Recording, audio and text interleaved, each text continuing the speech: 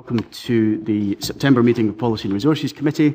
A fairly substantial agenda, and I intend that we'll deal with it in our usual brisk manner. Rona, can you provide the SEDERUNT and any apologies, please? Yes, thank you. We have apologies from Councillor Tate, and we have members entering the room. So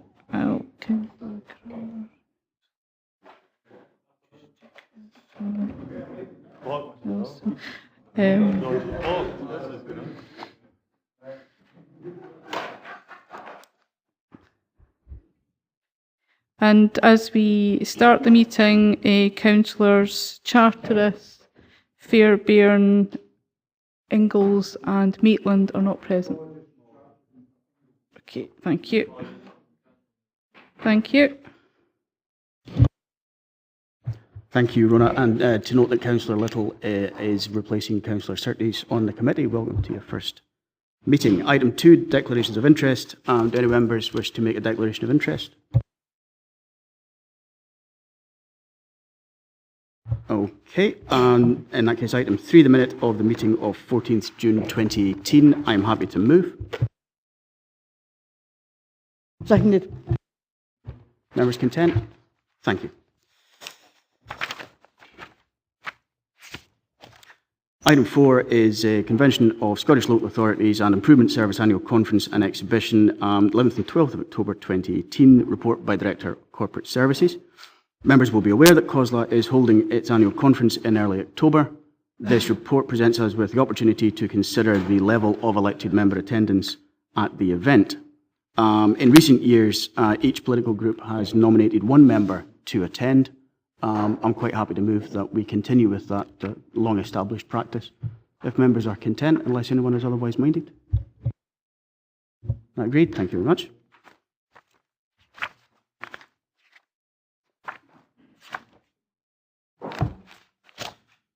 Chair, can we actually put the accommodation in for the silver and bronze? Just recognise in the minute that one of the recipients of the Excellence Awards is through the silver stage, which means they're guaranteed to be in the first 3. And that will come about a further report back through communities and back to this in full council, I would suggest. So it's something we should be noting, I would suggest. Grateful for the reminder, actually, Councillor Ferguson, you're quite right. We tend to send an interesting selection of nominations for COSLA awards, and we'll be looking to the progress of that particular one, and certainly wishing them well. Quite happy to reflect that in a minute. Item 5 is the Barclay Review consultation on non-domestic rates reform, report by Director Corporate Services. This report seeks our consideration and agreement to a council response to the Scottish Government's consultation on non-domestic rates reform following the Barclay Review. Members will recall that we received an update on this review in March, where we were informed of the wide-ranging scope of the review and the 30 recommendations made to the Scottish Government as a result of it. As the report highlights, several of the review recommendations have been implemented through secondary legislation, and we are now being asked for our views on the changes which would require primary legislation. Jim Doig and Lorna Campbell are here to answer any questions on the report. Have either of you anything you'd like to add at this point? Okay, thank you very much. In that case, I will open straight up to members' questions and comments.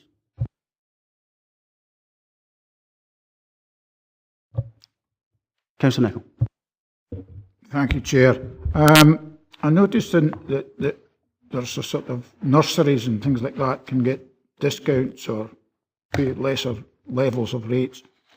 Is there any facility to do the same with a sort of old age people? Like I'm thinking of the Coronation Day Centre and maybe the day centre in Newton Stewart. Do they pay rates in the first instance? That's my first question. And secondly, can they get a reduction in their rates? If we're giving it to nurseries, why can't we? Because these places are financially stretched in some cases, You know, their backs up to the wall financially as is the council. But I just wondered if there was a facility to do that. Can either of you assist with that, please? Thanks, Chair. I don't know specifically the day centre in Newton Street. I'd have to check and certainly can come back to you on that. There's no specific legislation at the moment for rates relief on day centres. However, they may qualify for other types of relief. So depending on the size of the dwelling that they're in, they may get small business bonus. If they're charity organisations, they may qualify for other reliefs in there. But I can check that one specific case and come back to you on what that is. If that's helpful. Councillor Brodie? Yeah, I've got a few observations on our responses to the consultation. Question 1 is about giving relief to speculative sort of non-domestic building of new premises. It is quite a good idea to do it, but there doesn't seem to be a cap in the number of years you get rates relief while it's unoccupied. So I think it would make sense to have a cap in the number of years which you can get rates relief on it. We've got a situation in our high streets where non-domestic places are empty for a long time, and building new properties could deter the use of these high street premises. So I don't know if in response we could say something that there should be a time bar on the number of years which you can get the free rates. There are comments on that one. Okay. Jim, you want to take that? Yep. Thanks, Chair. Yeah, that's a very good point. I think we probably alluded to that in the consultation, that from my own point of view, the change in the legislation means there's more resource in my service to actually actively check when properties do become occupied. There's a move from putting them in the valuation role and when they come into existence to a move to where they come under occupation. So there's an additional resource there for us to actually keep an eye on when properties become occupied. That has been raised through the Scottish Assessors Association, but I think it's probably a good point, maybe worth just adding that in, just clarifying that. Okay. I think that would certainly be sensible. Councillor Brodie, you wanted to come back? Yeah.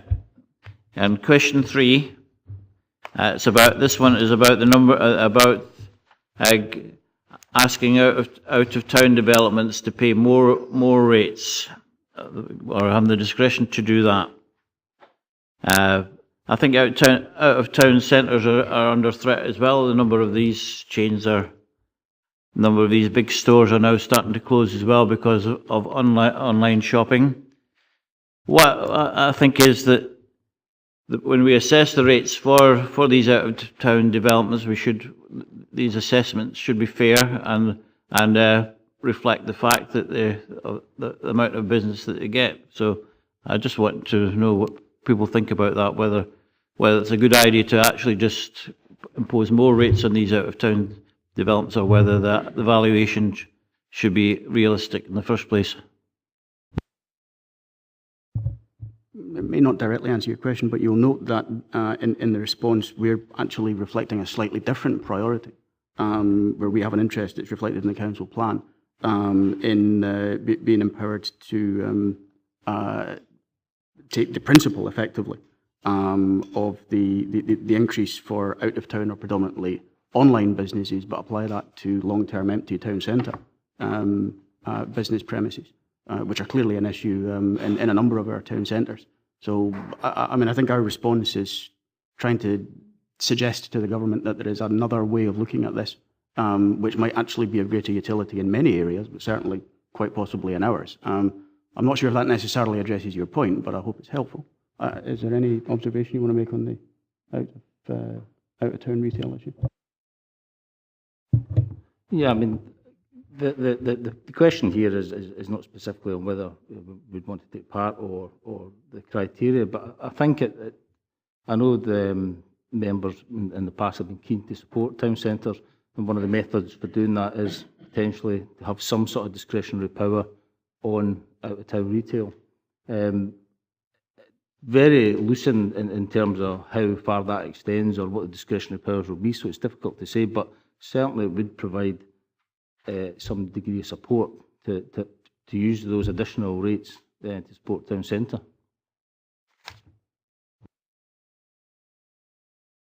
Okay, Councillor Brodie, had you any further points? So now, I suppose if we've got the discretion, we can look at it at committee and make our decisions up if it's at the council's discretion, so we can act in the best interest of Dumfries and Galloway, I think. Yeah. I think that's certainly a point which is shared across Scottish local government, and the importance of local discretion, whether it's rates or indeed any additional further powers in terms of local taxation is very important. I think that's something that's reflected cross-party across Scottish local government. Councillor Driver. Thanks very much, Chair. Maybe just to help the previous two speakers, I mean, obviously there's a federation of day centres that cover the day centres in Dumfries and Galloway. A lot of them are actually SKIOs or charities in their own right, and then they'll get relief anyway because they're charities. But I think they also had a look at this consultation, and they'll be putting their own consultation response into that anyway. They usually meet in Dalbeattie as a federation of 11 daycare centres across Dumfries and Galloway. With regards to the out-of-town side of things, I think we as a council need to look at a balance. Obviously, we want the town centre regeneration, and I think it's important that the people understand it's actually easier to get to out-of-town shopping precincts, so therefore there'll be a higher footfall as there is at the moment. So we have to have that balance, I think, and I think this response covers that pretty well. So we need to look at this as a whole, and it's certain areas that will have more out of town shopping precincts, like Dumfries, for instance, and there'll be areas within places like Annan that'll have a higher concentration on the centre of town. So we have to have that balance here, and I think that basically covers the response that been given in question 3. So I'm happy with that, Chair. Thank you, Councillor Dryborough. Councillor McClellan. Thank you very much, Chair. It's following on from a couple of comments previously here. This new power is to impose an additional levy on rates in certain circumstances. Not all out-of-town businesses are supermarkets and large chain stores. For instance, there's many occasions where a business will relocate from the centre of town to the outside of town, and it could be a small to medium enterprise. That is not a shopping precinct. We should be careful to make sure that we cover all aspects of this. And in these cases where we've had such relocations, these businesses are going out of town to allow regeneration and, for instance, housing in the centre of town. So this can't be a carte blanche increase in the rates to all of these businesses that are going out of towns. Not all of them are large shopping conglomerates, and I think we have to take account of that, because in certain instances I would suggest we encourage some of our businesses moving out of the town centre to allow the regeneration and, for instance, housing developments, as we've seen in the latest housing development at Carsbillington site on Annan. Yeah. I think it's a very fair point. Thank you. Councillor Nicholl.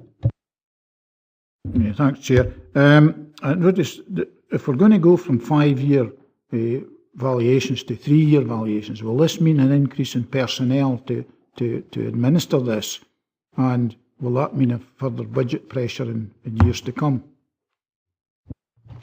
Question for you, I think, Jim. Thank you, Chair. Yes, if you, in the earlier report in March, that we did signify that there would be a need for additional resources for the assessors, because we've got now the 3-year period gives us competing pressures of valuation for one revaluation while dealing with the appeal procedure for the previous revaluation. So everything's drawn much closer together, so it will create real pressure from a service and potentially additional resources required. Difficulty being there's a lack of charge surveyors in Scotland at the moment, so we really need to try and grow our own if we can through trainee programmes and such like. And the point we're trying to make the Scottish Government is they need to decide on that funding now. How will that be funded, so we can start making some progress in that. Councillor Nicholl, yes, of course. Have we quantified that pressure in years to come? Through the Scottish Assessors Association and COSLA, I believe, we are putting proposals through all 14 assessors on the estimated costs of the BARCLAY review impacts. I don't have specific figures on me just now, but I can get those to you if required. but it is in hand at the moment, yep. Okay, any other member? Councillor Brody. Yeah, just final points here. Obviously, we want to get empty properties in their commercial premises going in the high street. Just to clear what's happening now and what's proposed, just a couple of questions there. Question 19 on page 42. Do you have any further comments around the 6-month reset period for empty property relief? So we can maybe explain that. What was the past situation and what's proposed, and also I had another question on page 44, recommendation halfway down, recommendation 26, bullet point 62. Could you just explain that paragraph there from 2020 empty listed properties, etc., and about the 10% bill surcharge and what that actually means? So what happens presently and what will be happening with these recommendations? Okay. Okay, thanks, Chair. The first one there, recommendation 21, where it talks about a reset period. Currently, where you have a non-domestic property and it has been, it's unoccupied, the ratepayer can claim up to 6 months full 100% relief. To reset that, they'll have to occupy it for a minimum period of 42 days, 6 weeks. If it's occupied for those 6 weeks, then and it becomes unoccupied, they can claim 6 months relief again. Now, there's a feeling that there's an avoidance goes on there where someone will put an empty property, put boxes in it, claim it's the storage unit and get paid rates for 6 weeks, and then empty it back out again and get the 6 months. So this recommendation is to tackle that, to say actually you must be occupying a property for at least 6 months before you then can claim empty property relief for a further 6 months. So it's trying to negate that loophole that it currently sees. The second one, the recommendation 26 and question 24, currently listed buildings can get, where they're empty, can get 100% relief indefinitely. So this proposal's looking to reset that, to say actually where it's a listed building and it's been empty for over 2 years, then it's reducing it down, and where it's over 5 years, it's only the 10%.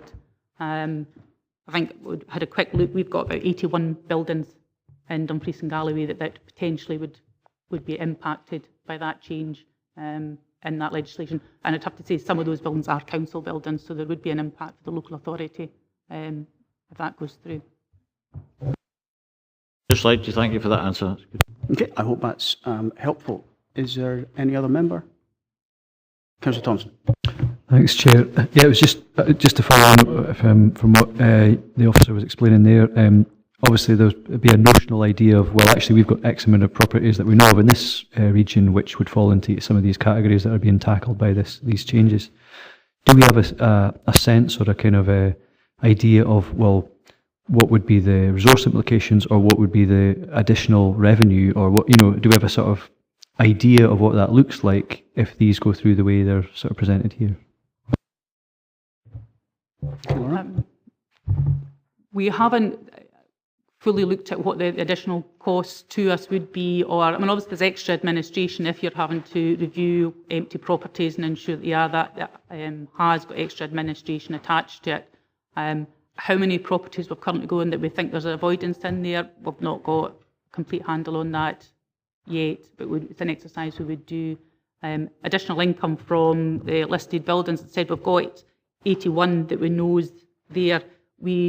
If there was a 90% charge, I think we've did a quick calculation, have a look. Additional income, we're looking at 270,000 plus, is what we're estimating at the moment, the extra income that would bring in if that was brought in. Lydia? Thanks. I think the recommendations that are under consultation at the moment actually require changes to primary legislation, so therefore the Scottish Government would have to bring forward a bill to make these changes. That bill would include a financial memorandum, and we and COSLA and other local authorities would have the opportunity to make representations, and with respect not just to the legislation but to whether or not the financial memorandum is appropriate in order to be. So there are many more bites of the cherry if we feel that some of these recommendations, should they be enacted, would create financial pressures, which we would expect the Scottish Government to recompense us for. That's very helpful input indeed. Councillor Ferguson? Thanks. I'm just looking at question 25 on page 45. I'm a bit worried about the last sentence, the premises are not used for commercial activities. I understand where we're coming from in that, but if we're going to encourage sporting groups or clubs to fundraise and everything else, they only exist because they've got some form of commercial activity. So how do we deal with that? Laura? I mean, that's part of the current legislation for charitable relief, that it should be fully for charitable purposes. Organisations are allowed to do fundraising to maintain, so they've got enough funds to run their organisation. Where it tips into commerciality is where they start to make profits out of it, and how we looked at that. So there is a tolerance in there, and it is looked at, but that's part of the current legislation and part of what we currently monitor.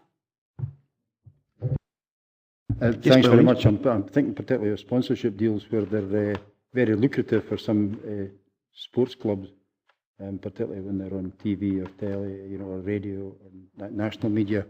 Would we be viewing that as commercial activity?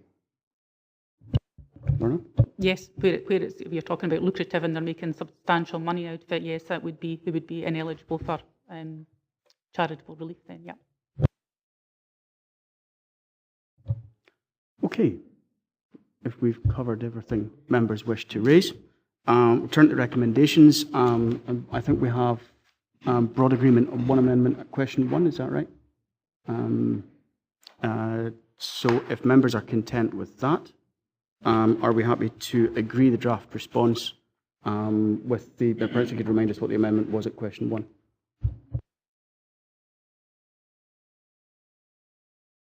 Or was it question 2, I beg your pardon? It was the cap on the extent for the occupation that we'll make an amendment to that. Okay, if members are content, we're happy to agree that. We are, thank you very much. Thank you both.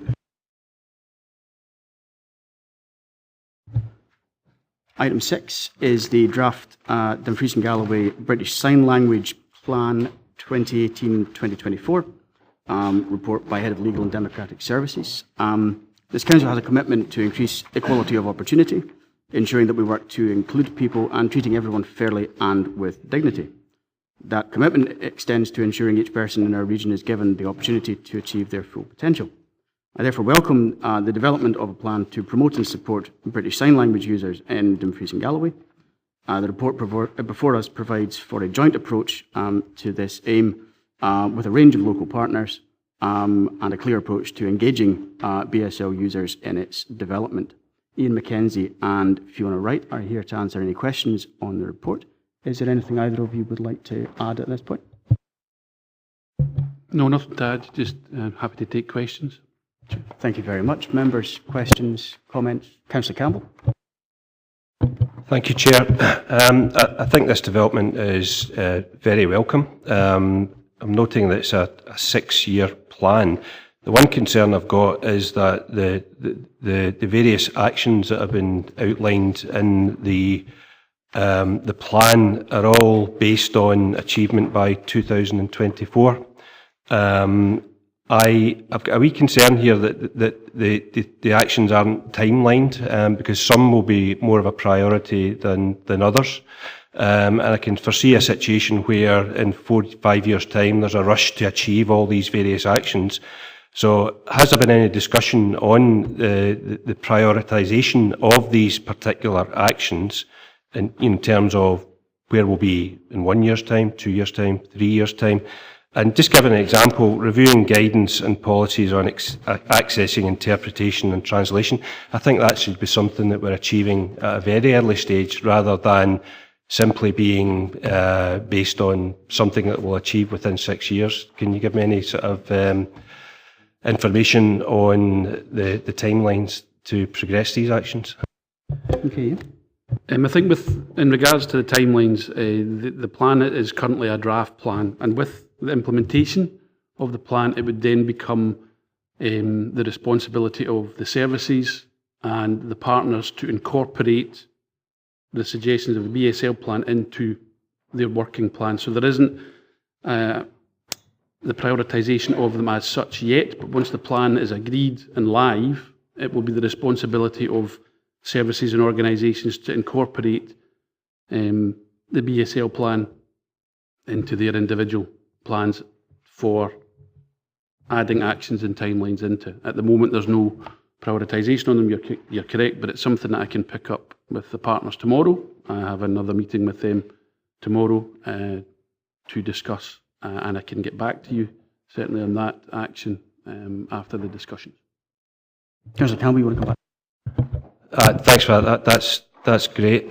Just to clarify, in terms of the actions by each organisation, will each organisation agree to achieve the various actions, at the same pace and the same prioritisation? Or are you saying that Dumfries and Galloway Council, for example, will have its own timelines for these particular actions? I would expect that each partner would have different timelines, depending on resources, depending on the service that's actually committing to providing each action. So again, I can discuss it with the partners tomorrow. The actual achievement of each action and the timelines hadn't been discussed in detail. It's as laid out in the plan. Sorry, if I could come in one more Yes, time, by all means. Chair. That'd be good if you could speak about. Clearly, we can't direct other organisations, but it kind of makes sense to me that if you have a shared plan, that you're committed to achieving your various actions, roughly at the same time.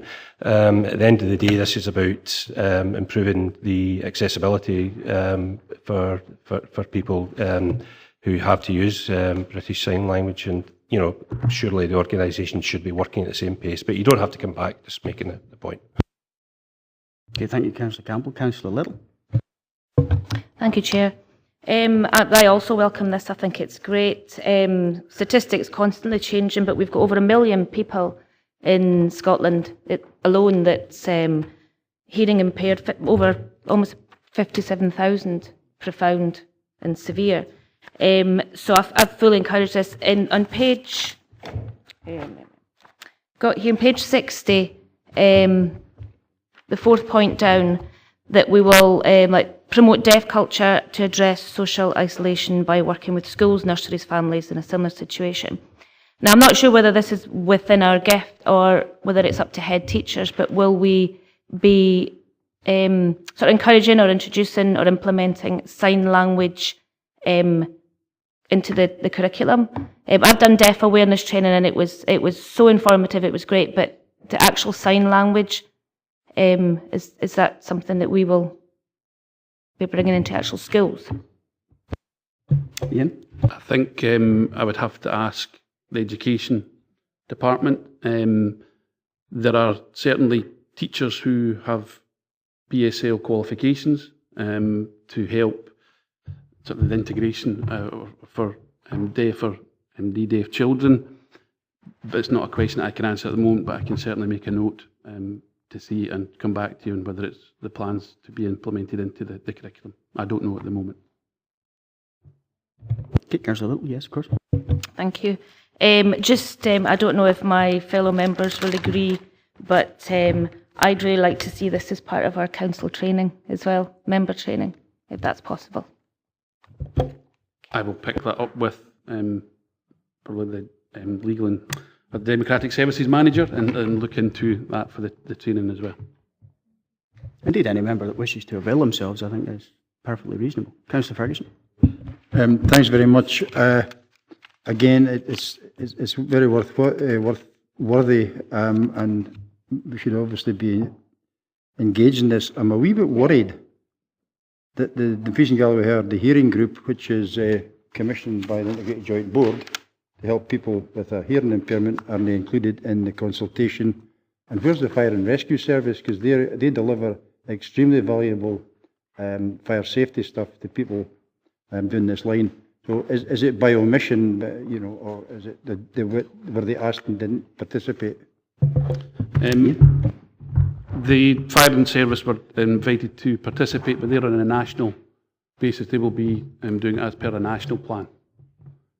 So it's not through omission by choice. They've already reporting into different metrics.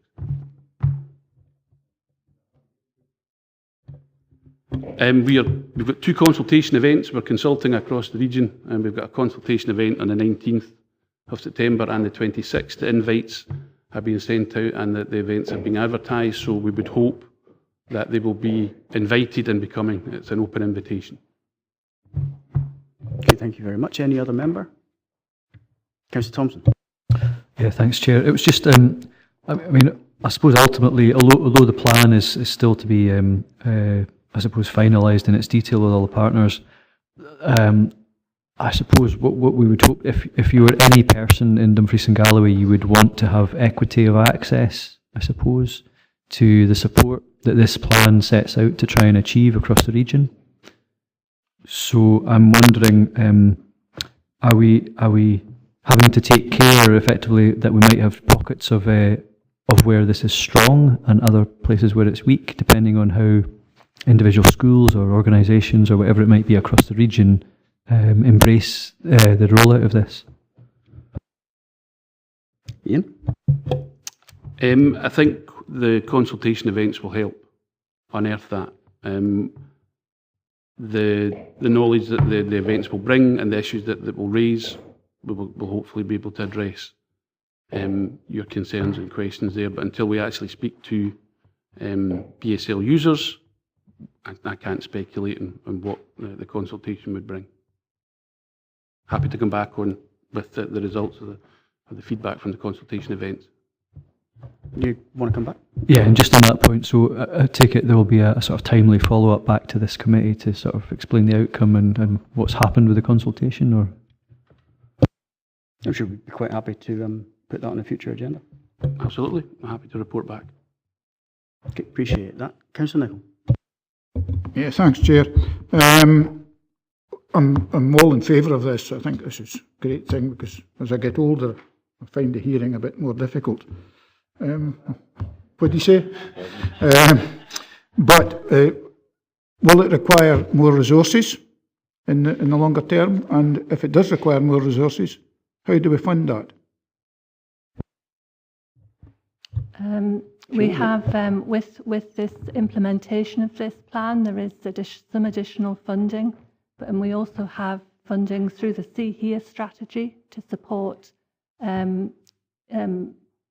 sort of an introduction to BSL, and then to spread that awareness across all the services as well, which is part of the wider See Here strategy.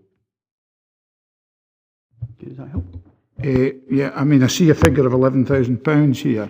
That's not going to go very far. Is there much more to come? I mean, is there more resources coming?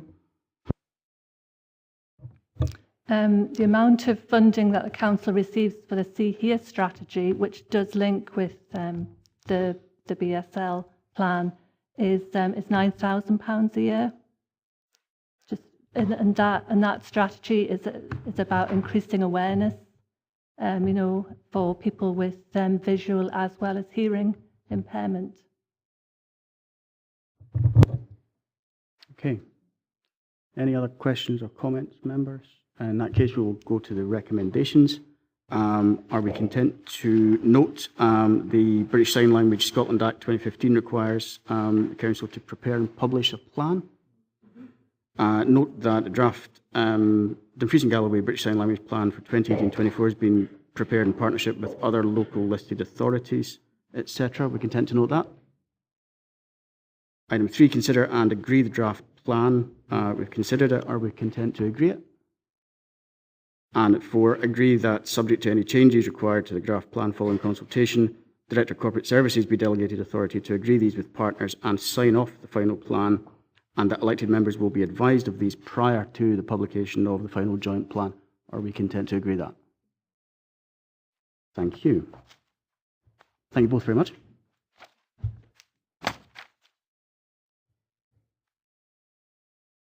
Item 7 is the Council's Revenue Budget Monitoring Report for the period ended 30th June 2018. A report by Head of Finance and Procurement. This report provides a summary of forecast expenditure for the Council up to the end of June 2018 and the measures being taken to manage budgets across services. It also provides a forecast of year-end general fund balances and funding available to support investment in required savings through the Change Fund. The report also provides the first update on progress on the delivery of the agreed savings, and I welcome the progress which has already been made so early in this financial year. Officers have highlighted both the progress in year and the remaining challenges and risks associated with the level of savings we have to achieve this year, including some legacy matters and the potential impact and mitigation of these. All measures have been taken to ensure that our budget position is balanced for 2018-19. And members will see that our recommendations on use of our budget pressures funding to address matters of budget realignment, which will ensure that our focus and energy is on delivery of the Future Transformation Programme. Gillian Ross is here to answer any questions on the report. Gillian, is there anything you would like to add? Nothing that I would like to add. Happy to answer questions. Okay, we'll move straight to questions and comments. Councillor Thompson. Thanks, Chair. I was paying some close attention to this, and it occurs to me that just on recommendations, now maybe this is a bit of housekeeping, but 2.4, I'm not sure that noting is sufficient in terms of the discussion about what to do with the EEI situation, because if we're going to do something here that enables that, I think we probably want to ensure that we're actually agreeing that. So I'd probably suggest that we change the wording a little bit just to capture what we're actually doing, or what we're actually, obviously members, if they're so minded, but could I maybe suggest an alternative form of words just to tidy that up? Yeah, by all means, I think you're right. Okay. So where it says note that an allocation, I think what we should really be doing here is agree that an allocation of corporate budget pressures funding of up to 552k is earmarked to provide sustainable budget for EEI, and then subject to a request for funding from EEI committee, because I think clearly EEI has to really determine based on whatever it's presented with. Although we have done our horizon scanning and there is obviously an issue there, but I think it's for EEI to agree that, and we should really enable that, but maybe not say, you can have 552k. So I think there should still be a bit of pressure on EEI to actually make that case and hear that and make that decision there, but that we are effectively enabling that. And in order to do that, we have to agree it and not note it. I think you make a very sensible point. I'd certainly be minded to support that as an amendment to 2.4. Councillor Wilson. Thanks, Chair. Looking at 2.6, I see that, unfortunately, for whatever reason, the saving that was agreed a couple of years ago hasn't been able to be fulfilled. I appreciate that. My understanding of the report is that basically the council would struggle to find this level of savings for another couple of years, and I think that I'm uneasy with the recurring allocation of the corporate budget pressures funding, because basically, we're trying to save £1 million, although by my calculation we could end up spending £3-4 million in the process by just doing a simple accountancy technique. I wonder if actually what we should be doing here is saying that yes, we can agree to the use of the corporate budget pressures funding for this year, however, that next year this £1 million, I think we can accept that it's not going to be found and that we should be moving that into budget considerations next year, and that should be found and the savings templates put up for it. So I'm quite happy to propose that we make the amendment to 2.4 that Stephen talked about, but I wondered for 2.6 we could just agree the allocation of the £1 million funded for 2018-19 to address the projected shortfall, and at the end of delivering this saving, and agree that any projected shortfall for 2019-20 is absorbed into the overall budget uprating to enable this to be fully addressed through budget setting in February 2019. That strikes me as being a sensible proposal as well, actually. I think we would necessarily wish to be careful about allocating recurring money from this committee, and it should more properly be considered in the forthcoming budget round. So if we take it on this, year, I think that would be more sensible. Councillor Carruthers, you wanted a point of clarification? Thanks. It's just that I understand the concept where Adam's coming from, and I would agree with it in principle, but we've actually agreed that saving anyways. So it's in there, it's in the budget, it's done, it's dusted, it just has not been adhered to.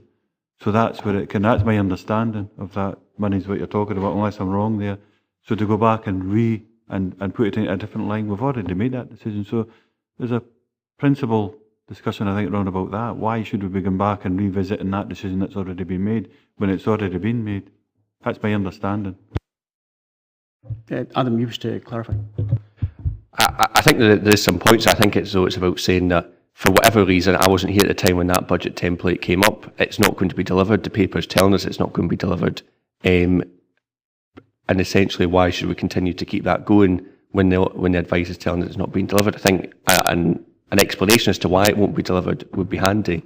But essentially, it's about saying if it's not going to be delivered, then we need to look again at the budget overall and think, actually, where can we find this £1 million from? So it therefore falls into next year's budget model, effectively, our starting point, if that. I suppose, no, I mean, thanks for that explanation. I agree the principle of what he's saying, and it will automatically fall into that. I made this stance, I think, last time. I think it was at Paulson Road, or full council, whatever it came. Maybe it was the Budget Transformation Board, actually. But it is constantly, this money is here. We've agreed that decision. There's a principle we have to have a discussion round about, is that if the council makes a decision, we have to adhere to that decision, whether it's the councillors or whether it's through the delegated authority that we have in the workforce. We have to adhere to that. So therefore, I can understand, I would think it would come up anyways as a matter of course that, listen, this is an ongoing deficit we'll have to find on an annual basis, but it maybe is better being addressed that way, but we have to, it should have been done. I know it was a difficult decision. There was a lot of, I think Gavin explained it well, maybe it was the last full council. Gavin explained it well in as far as there was savings beyond our expectations at that time, is from memory certainly, but I still think it's a difficult one. It's a principle there. Once we make a decision, we should actually stick to it. The discussion you're referring to, I think, was at the Transformation Board. And albeit I turned up rather late, I wasn't in time for that particularly helpful explanation, which referred to the timing, I think, and the increase in the savings resulting from the local government finance settlement. In that particular year, they increased dramatically over the space of a matter of weeks, I think, if I remember rightly. To my way of thinking, we have carried that particular problem essentially ever since. We need to find, I think, a practical way forward with it.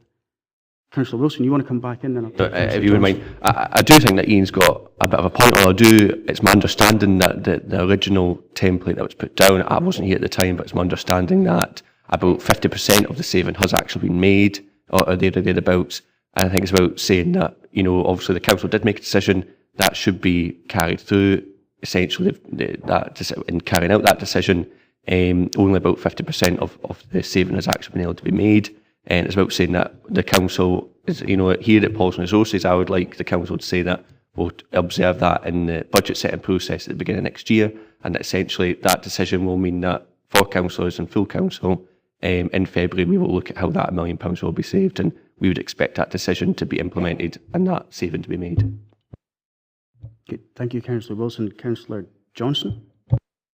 Thank you, Chair. It was actually really on the same point. It's to see a recurring figure is definitely not the way forward. We need to address it once and for all. But there does seem to be a general trend with ERVS and vacancy management of all these sort of things taking a long time. They're put into the budgets at the start of the year. The savings are expected to be made during that financial year. But I think just with the general nature of it and the way the process has to be going through, it's something that potentially isn't really achievable in 1 year. It's something that perhaps should be looked at 2 years hence rather than 1 year to actually get some accuracy into the budget. Because at the moment we look like we're going to be making savings, but in reality we know it's going to be difficult. So that comes back to our Transformation Board discussions as well. I'll take it that will be involved in that. Well, I'm certain that it will do. I think Gillian can clarify that we tend to make some allowance for the timing in the financial year in which we would reasonably expect a saving to start to be delivered. I mean, maybe you can clarify that. Yeah, when we're looking at the budget development process, we always look at the timing of delivery of savings and make our best estimate as to what that will that will achieve in the year, and that is what we place in the budget. So there is that level of work that's undertaken at the time of the budget development process. However, sometimes the timing of the applications and such like does take a little bit longer than we anticipated, and that results in that timing shortfall in the year. So, you know, we have made allowances as part of that, you know, with the various areas.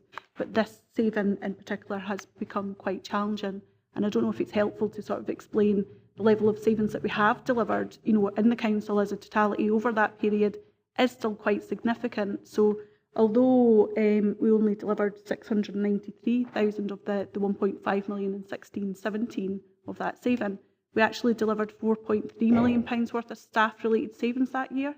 So, you know, it's specific related savings are included within the budget over and above this general reduction in staff costs.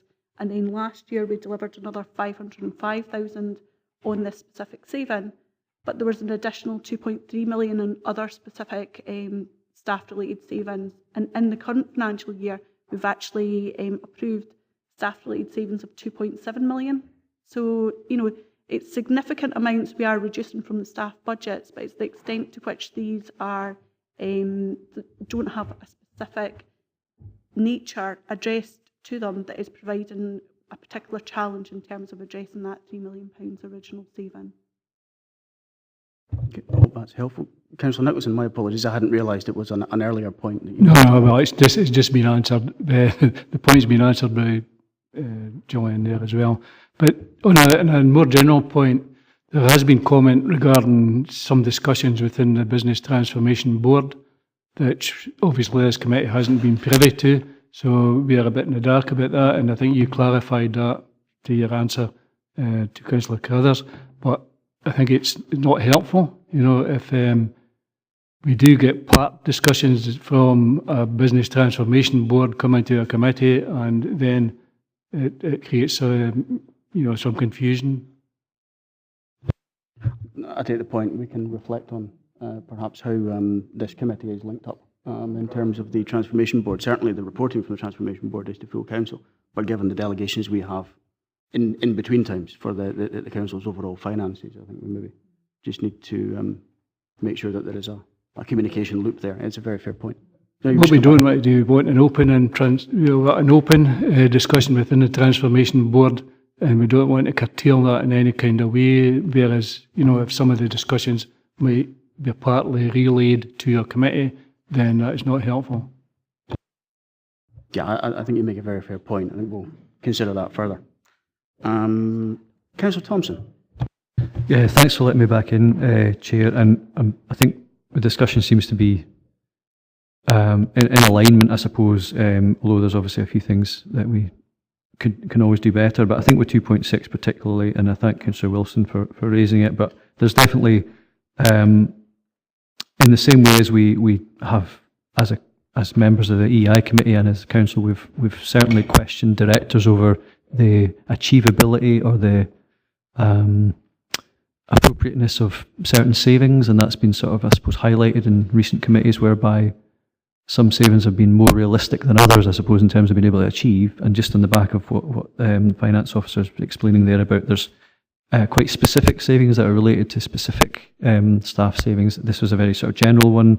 I think we are maybe learning better about how to set or to accept a higher, I suppose, the best of the templates that are going to outline the detail as clearly as possible. So we've got the best assurance and confidence in that templates are going to be deliverable in terms of savings, and I think this is a step in doing that. We have to recognise that for the best intentions, we might have taken a template a couple of years ago, but effectively there are better templates, and we have to maybe start again and just absorb this back into the budget setting process and just accept that, yeah, it wasn't maybe very realistic or deliverable. We've got about halfway there, but really that's as far as we're going to get.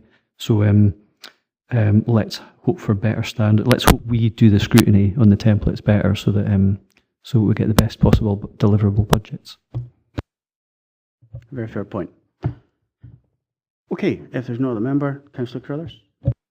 Just a small point. I think it's been good debate in regards to the current status and how it goes on, but the 2.4, and it talks about the 552. Now, we had a meeting yesterday, I'm not going into the detail of that, But obviously the meeting that we had yesterday, there was I missed what was said at the very end of that meeting, but it was relation into regards to, I think there may well be an increase in regards to the figure attached. No, there directly, that 552, but in regards to the revenue implications with what's happening with the waste PFI and so on and so forth. I mean, the 552 covers what's there existing, but I'm just not exactly sure how we'll cover any potential risk that there is there out with what's happening in the near future with the council in regards to our waste disposal. Caution, just an element of care, given that yesterday's item was taken in private session. Councillor Dryburgh, I think you wished to... I was just going to say that Chair, that obviously there's a report coming back to E&I on the move forward for that particular thing, and we'll see what that actually is at the time. This is about bringing the E&I budget as is back into a more manageable state. Originally it was 967, it's now down to 552, so therefore we've already seen a move to improve that situation. I think for that particular one, we'll get that report back to E&I and potentially full council and see what that actually what happens then after. Very happy to accept any advance on 552 down the way, Councillor Dryburgh, as you can imagine. Doing my best. But I think that the points that you allude to, which certainly wouldn't wish to be rehearsed in detail, I would consider make it all the more important that we ensure the service is on an even keel as those start to be assessed and dealt with. Councillor Nicholl. Yeah, thanks, Chair.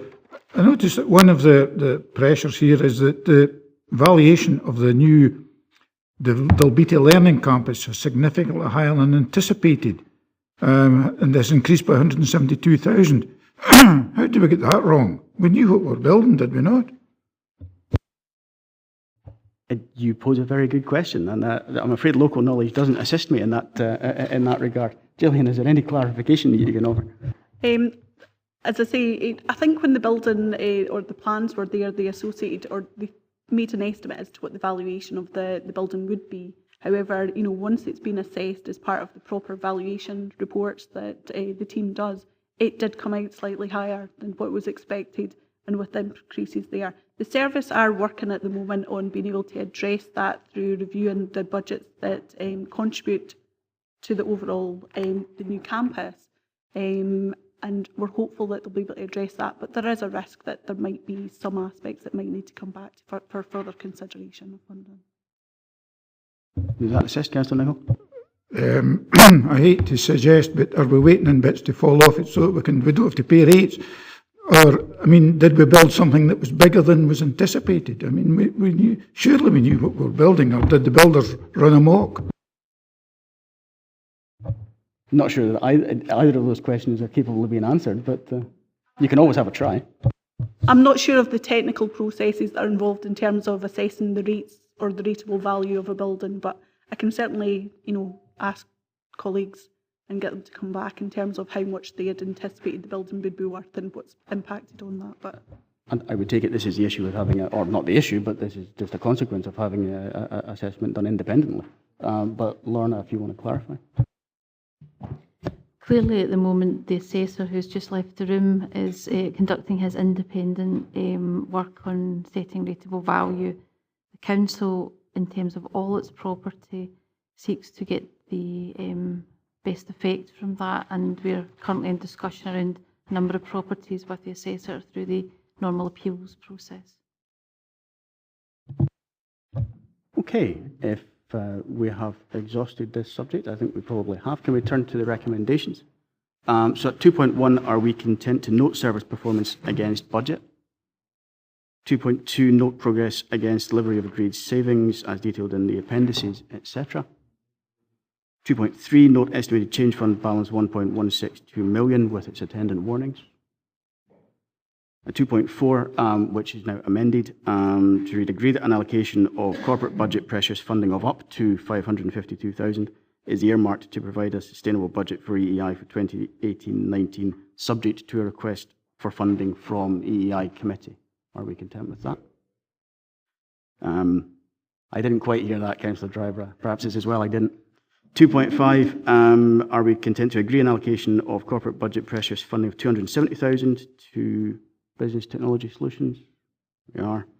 2.6, again amended, which would now read, agree the allocation of corporate budget pressures funding of 1 million for 2018-19 to address the projected shortfall in reduction in staff cost saving carried forward from prior financial years, and finishing up, and agree that any projected shortfall for 2019-20 is absorbed within the overall budget uprating to enable this to be fully addressed through budget setting in February 2019. Are we content to agree that? Thank you very much. Thank you, Gillian. Item 8 is the Annual Treasury Management Report 2017-18, report by Head of Finance and Procurement. The Council is required to receive an annual Treasury Management Review setting out the Council's approach to management of investments, cash flows, banking, money market and capital transactions. Council agreed its Treasury Management Strategy for 2017-18 at full Council on 28th March 2017. The report sets out the performance following financial year end of Treasury Management activities compared to the published strategy and reflects the end-of-year debt position of the Council at £224 million. Andy Ewart is here to answer any questions on the report. Andy, is there anything you would like to add? Nothing to add. Happy to answer any questions. Okay, we'll go straight to questions and comments, members. Councillor Brodie. Thanks, Chair. Obviously, it's a very satisfactory report for 2017-18. I think most members will be more interested in how well we're placed to meet the challenges of the coming years with the, for example, the extra capital we'll have to borrow on for the PFI buyout. And also, it refers to page 104. Councillor Brodie, please. Pardon? Don't want to draw attention to it, but just be slightly cautious about that last remark. All right, yeah. All right. I've not mentioned any figures, but there are challenges ahead. Right, so the page 104 refers to our last year's strategy based on the fact that we thought that interest rates wouldn't rise until June 2019, but in fact the interest rates went up in November 2017, and we've just had another notice of another increase in the back rate. How will that affect our funding, and how well are we placed to meet future capital challenges? Andy? As the member says, there have been 2 increases in base rate. We budget for a fairly prudent approach to these things, so we take account of any increases in base rate when we're setting a 10-year strategy. In the longer term, members may note that the maturity profile of the debt that's outstanding at present, the vast majority of that debt is not due for repayment, so it's fixed. The interest on that is fixed for the next 50 years, and the vast majority of it is over 10 years. So we have a fairly sound base to move forward from, both in budget and in any reactions to further increases in interest rates. Thank you very much. Councillor Thompson? Yeah, it was more or less the same point. Thank you, Chair. But it was more, obviously we've had a kind of policy of trying to lock into low interest rates while they've been available, and we've for many years now been predicting, well, the rates are going to have to go up at some point, and now they've gone up a couple of steps in recent times. So it was really just one, I take it that validates the soundness of our policy in terms of providing a stable foundation, but also how does that then change how we address future borrowing, given what you've just said, or is it just, well, proportionately, actually we're still in a healthy position because our risk exposure is still slightly less given the locked in to low rates that we've done up to now? I think, I mean, going forward, we have the strategy outlines the level of temporary debt versus long-term debt, and we have been running a policy recently of utilising temporary debt, which is a lot cheaper than even cheap long-term debt. Looking at interest rate forecasts, etc., that will probably continue for the next 2 or 3 years. Base rates are still anticipated to be 1 or 2% below the longer-term rates, so we'll probably continue to do that. But with it, we've got to take recognisance of the fact that as rates do go up, we've got to lock into the longer term stuff at some point. But I'm going to say I think we're in a fairly sound position. Okay, thank you. Leader? Thanks. First, 2 points. First, on page 102, it's maybe a minor point, but I was a bit puzzled by the fact that we had long-term debt of £500,000 at a rate of 11.35%, which is a high rate, really, unless it was taken out a very long time ago when the interest rates were 15%. But just a little bit puzzled by that statistic. But maybe more importantly, on page 112, we have a section on ratio of financing costs to the net revenue scheme, revenue stream, which is a proportion of the council's revenue budget required to meet the cost of servicing the financial costs. I wonder, we don't have any comparator in there. I just wondered how that compared to local authorities in other parts of Scotland or the UK. With regard to the first point, yes, that's a very old ex-district council loan, which I think is due for maturity about 2020 or something. So it's not a lot we can do. It would be the cost of trying to buy yourself out of that would be severe. With regard to the ratio of the financing cost to the net revenue stream, we at present are fairly low, but it's got to be recognised that this indicator reflects previous year's capital spend. So we're low just now because we're embarking on a big capital programme, relatively speaking, to what we've done in the past, where other authorities who are maybe cutting back on their capital programmes will have a higher indicator now. And over the term, we would expect the sort of two figures to converge. Okay. Any other member? Councillor Nicholl? Yeah, thanks, Chair. I noticed that we've borrowed money from Renfrew Council and Crawley Borough Council. They're lucky that they're in a position to be able to loan us some money. And do we see ourselves in a position to loan out money to other local authorities in the near future? We'll borrow money from anybody, to be honest. I don't think in the short term we are in a position to lend out, especially in the longer term stuff. We have a sort of 3-month limit where we lend out anyway, but we occasionally do make loans to other local authorities, but it's for the shorter term, and it just reflects cash flow positions. Where you find local authorities lending for 1, 2, 3 years is where they are borrowing now. They're taking large sums of money to finance their capital programme, with the expenditure being due over the next 3-4 years. So they borrow it now, so they know what they're locked into the rate, they know what their costs are going to be, but then they lend it out for a couple of years just until they actually need the cash. Okay, Councillor Nicholl. Is there any chance of them loaning me some money at that rate? I could do it. I like the interest rate. Don't answer that question, please.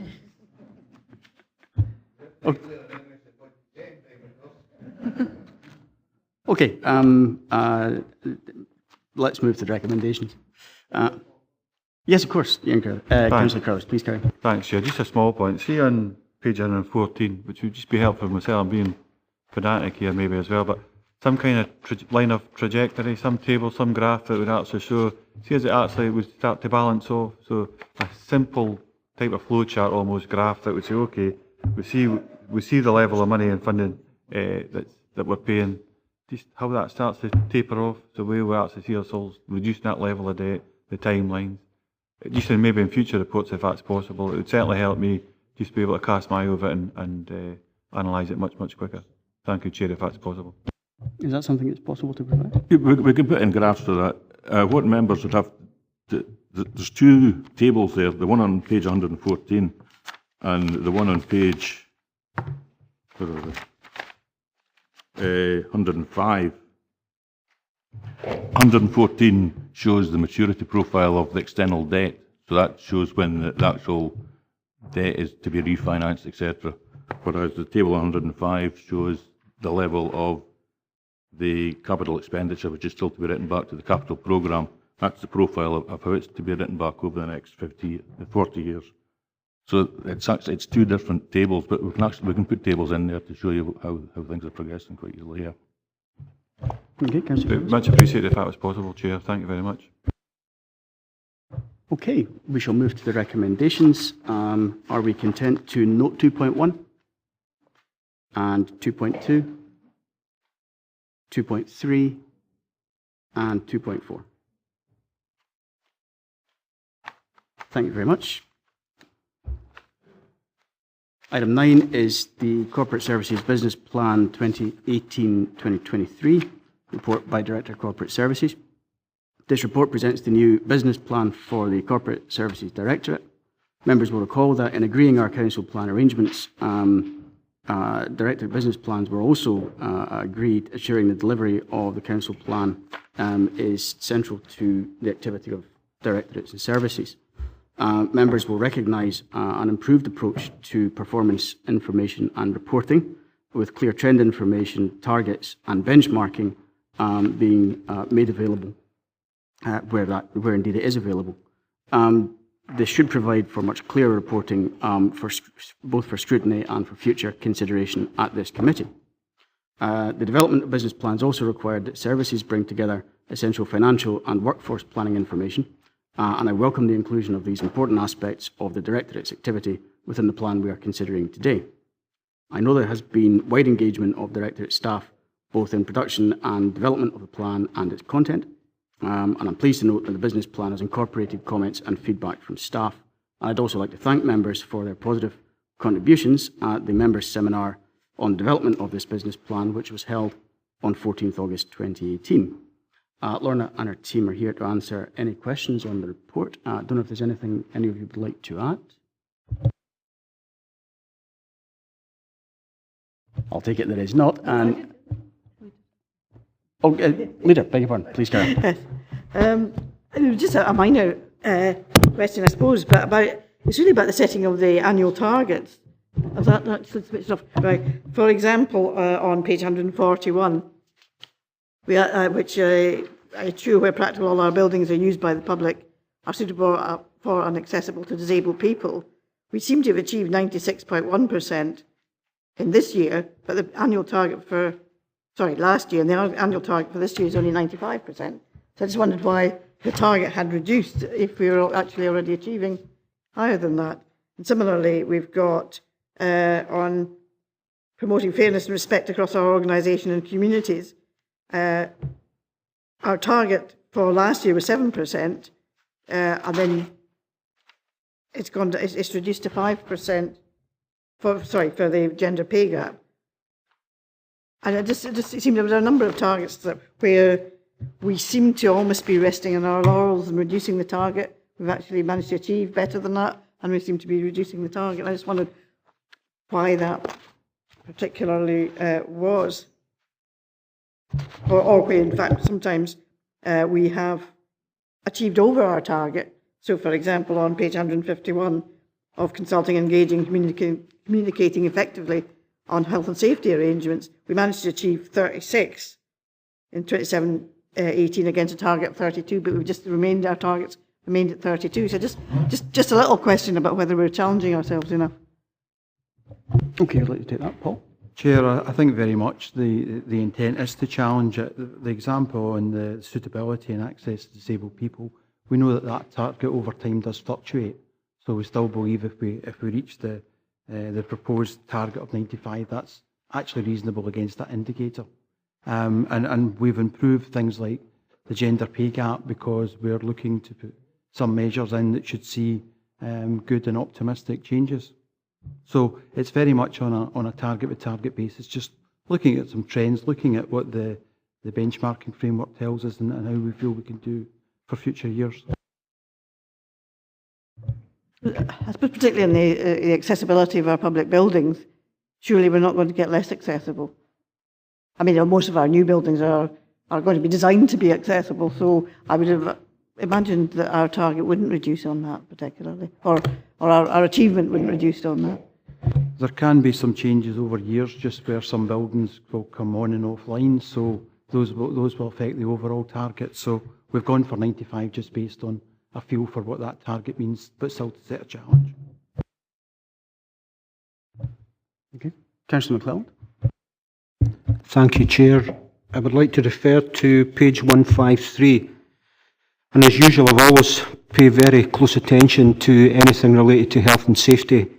And what I'm looking at here is the top of page 153 is the percentage of RIDDOR incidents reported to HSE within legal timescales. I'm astounded to see that that's 90%. That should be 100%. We should only fail to report by exception. I just cannot understand why we have dropped that to 90. We should always be looking to report to the HSE within the appropriate timescale. That KPI should be 100%.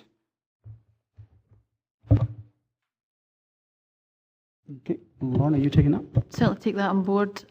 These are targets that have been long-standing, so that part of this discussion today is to get members' input to that, but I absolutely agree in the 100%.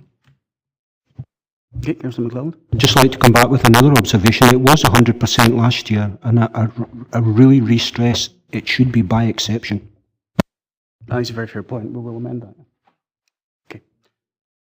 Councillor Ferguson. Two things, actually. One, just to build on what Henry was talking about there, it's also the RIDDOR investigations and timescales as well, not just the reporting of the accidents. But that's going to be sorted out by the director. The question I'm going to ask you is at 3.8. We've agreed earlier, and I understand that, you know, where we are. I think we're really need to be sure here that we have a full audit of all the licence holders and their appropriateness for holding those licences in terms of the software. And I know Graham has some means of doing that, but we just need to be absolutely certain, particularly when the number of people who are moving posts from sector to sector, you know, is it appropriate for them still to be a licence holder for certain software? And a bit of reassurance on that would be awfully helpful. Graham, you want to comment on that, please? Yep. As part of the Modernising the Council Theme 2, we're doing a complete review of all software used within the Council. And part of that exercise will be looked to rationalise systems and remove systems that are no longer necessary. Councillor Johnson. Thank you, Chair. It's page 146. It's a response to FOI requests within 20 working days of receipt. We're at 85.5% with a target of 94. Is there any progress being made to get towards 94%? Because this is one area where I get a number of complaints from people that they're putting FOI requests in and not receiving responses. One for you, I think. Thank you, Councillor Johnson. We are, as you probably know, reorganising, restructuring that unit at the moment to provide more assistance to services and helping with the responses. But there's no doubt that FOI, the requests themselves are becoming ever more complex and take a lot longer to deal with. So, and that's a pattern that's across Scotland. So we can only just try and keep up with that. Okay, Councillor Johnson, you wish to so in that case, the 94% is an unachievable target? Or? I think I would prefer to keep the target for this year, and I think under the new arrangements that we'll have, I think we should then baseline and have a little more accuracy in that, but I would prefer to keep that for the moment until we see how the new arrangements work. Councillor Thompson. Thank you. It was just a couple of questions. One was just on improvement projects for, I think there's one for communications, and this is to do with making sure we get the right message to the right people, to the sort of martini thing, you know, the right place, the right time and all that. But it was about how do we measure how well we're doing with that? Because it's good to have an improvement project, but I'm not really sure what the metric for that would be in terms of, well, do we know how well we're actually ensuring we get the right message to the right people at the right time in the right place and all that. So so it was really just a wee bit of detail on that. And also there's a line just to do with the income from business units.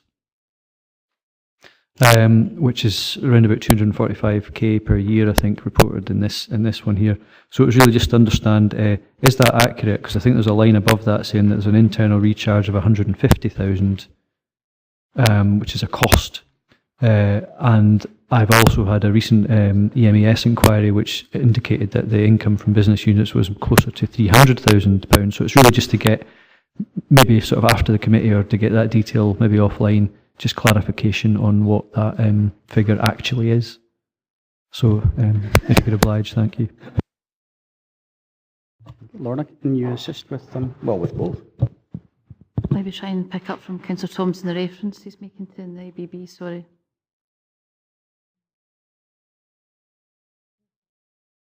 Maybe deal with the communications question then. So there's two aspects to that. One is the external communication of the council, and there's a communications plan which Ian will bring back on update to members, but there's been some work around that. There's also a piece of work we're doing in terms of internal communication within the Directorate and with other services in the council.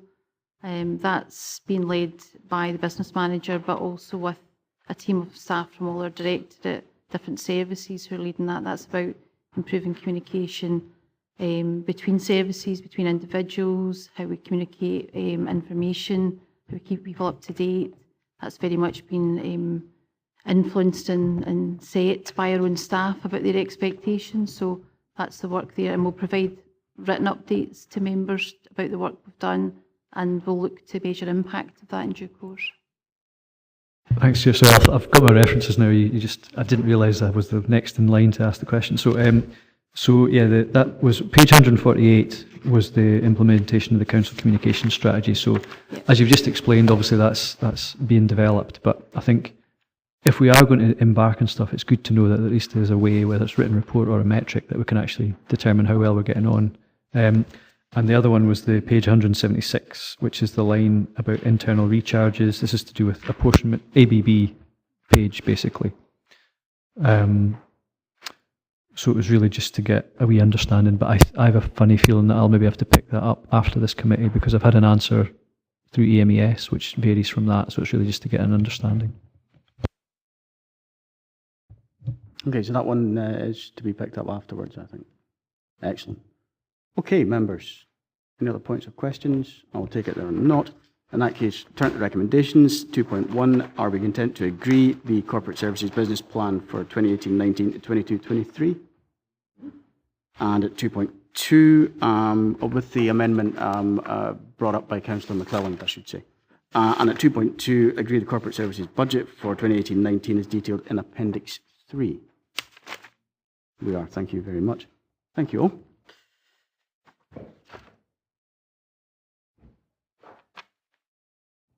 Item 10 is Council-wide Performance Report by Director, Corporate Services. This report presents a development of reporting on council-wide performance across a range of key council functions. The approach outlined is aimed at ensuring there is more consistent information for our scrutiny and consideration. At Policy and Resources Committee, we have a wider delegation to consider the use of council resources and aspects of best value related to this. It is important, therefore, that we have information which helps us to discharge that function. This information is fully embedded in business plans and is intended to help us in setting or adjusting targets, following on rather neatly from our previous conversation, as well as assessing progress made against the targets which are set. Heather Carnican is here to answer any questions on the report. Heather, is there anything you'd like to add? Okay, in that case, we'll go straight to members' questions and comments. Councillor McClelland. Thank you, Chair. Once again, it's KPIs. Page 192. I note it's the same point applies to code DG13 and DG16. We've historically got a performance values, just going back the last 3 years, 87, 84, sorry, last 2 years, 87, 84%, 86 and 81 for DG16, yet we set a KPI target of 80. That doesn't seem very much like a stretch target in any realms of the imagination. I'm just wondering why that number's so low, especially when it relates to positive engagement and percentage of council staff who know their job contributes to council priorities. which I would suggest are quite high KPIs. Heather? Very similar to the conversation we've just had in respect of some of our business plan indicators. Obviously, we're going through a significant change and transformation journey, and in respect of the one about council staff knowing how their job contributes, there's disruption just now.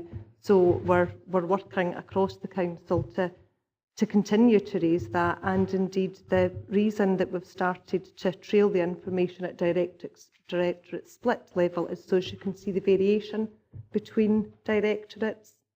So whilst some directorates are achieving and indeed exceeding the target, in other areas it is more challenging.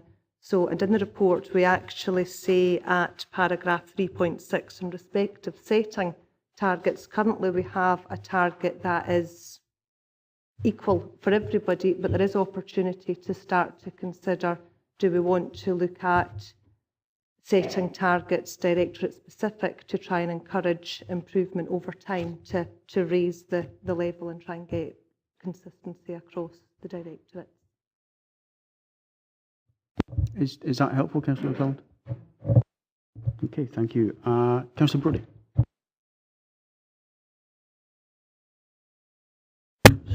Speak now. Long we've been here.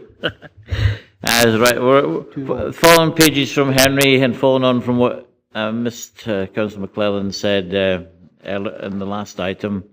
DG 21, page 193. Right, the percentage of stage 2 complaint responses issued within statutory timescales. Right, and when you see the word statutory, I think you should be at least attempting to reach 100% on that. That should be your target, whatever the circumstances. And some of the directorates are achieving 94% on that. So I think the target should be 100%, and we should strive to do that.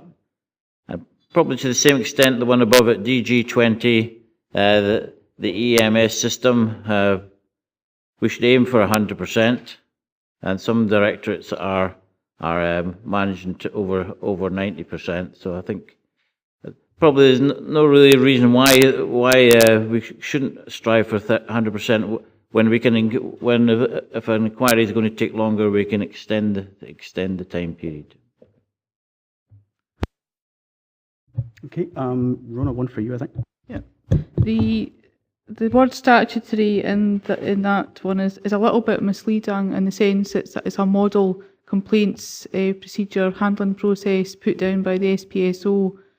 We are in discussions with the SPSO at the minute about how we might revise our complaints handling procedures to try and resolve complaints more effectively and resolve people's problems at stage 1 rather than have them go through larger and time-consuming investigations at stage 2. So although it's statutory, it is because we have adopted a model scheme. It's a little bit misleading that we're not breaking the law. We're simply not complying with our own scheme, which isn't good either. But I think we have to revise some of the timescales in that scheme to reflect the staff that we do have to deal with these issues, and again the fact that complaints are becoming in some cases a lot more time consuming, a lot more complex. So I would ask the same as for the other indicator, that I would ask that we keep it the same, but we put it under review, given that we will be having a new a restructure, and we will be doing things differently in the coming year. So if we could keep it under review, bench and get a baseline and come back with a more realistic figure, which may be higher if it all works out the way we hope. Okay, members content? That sounds like a reasonable way forward. The EMS one.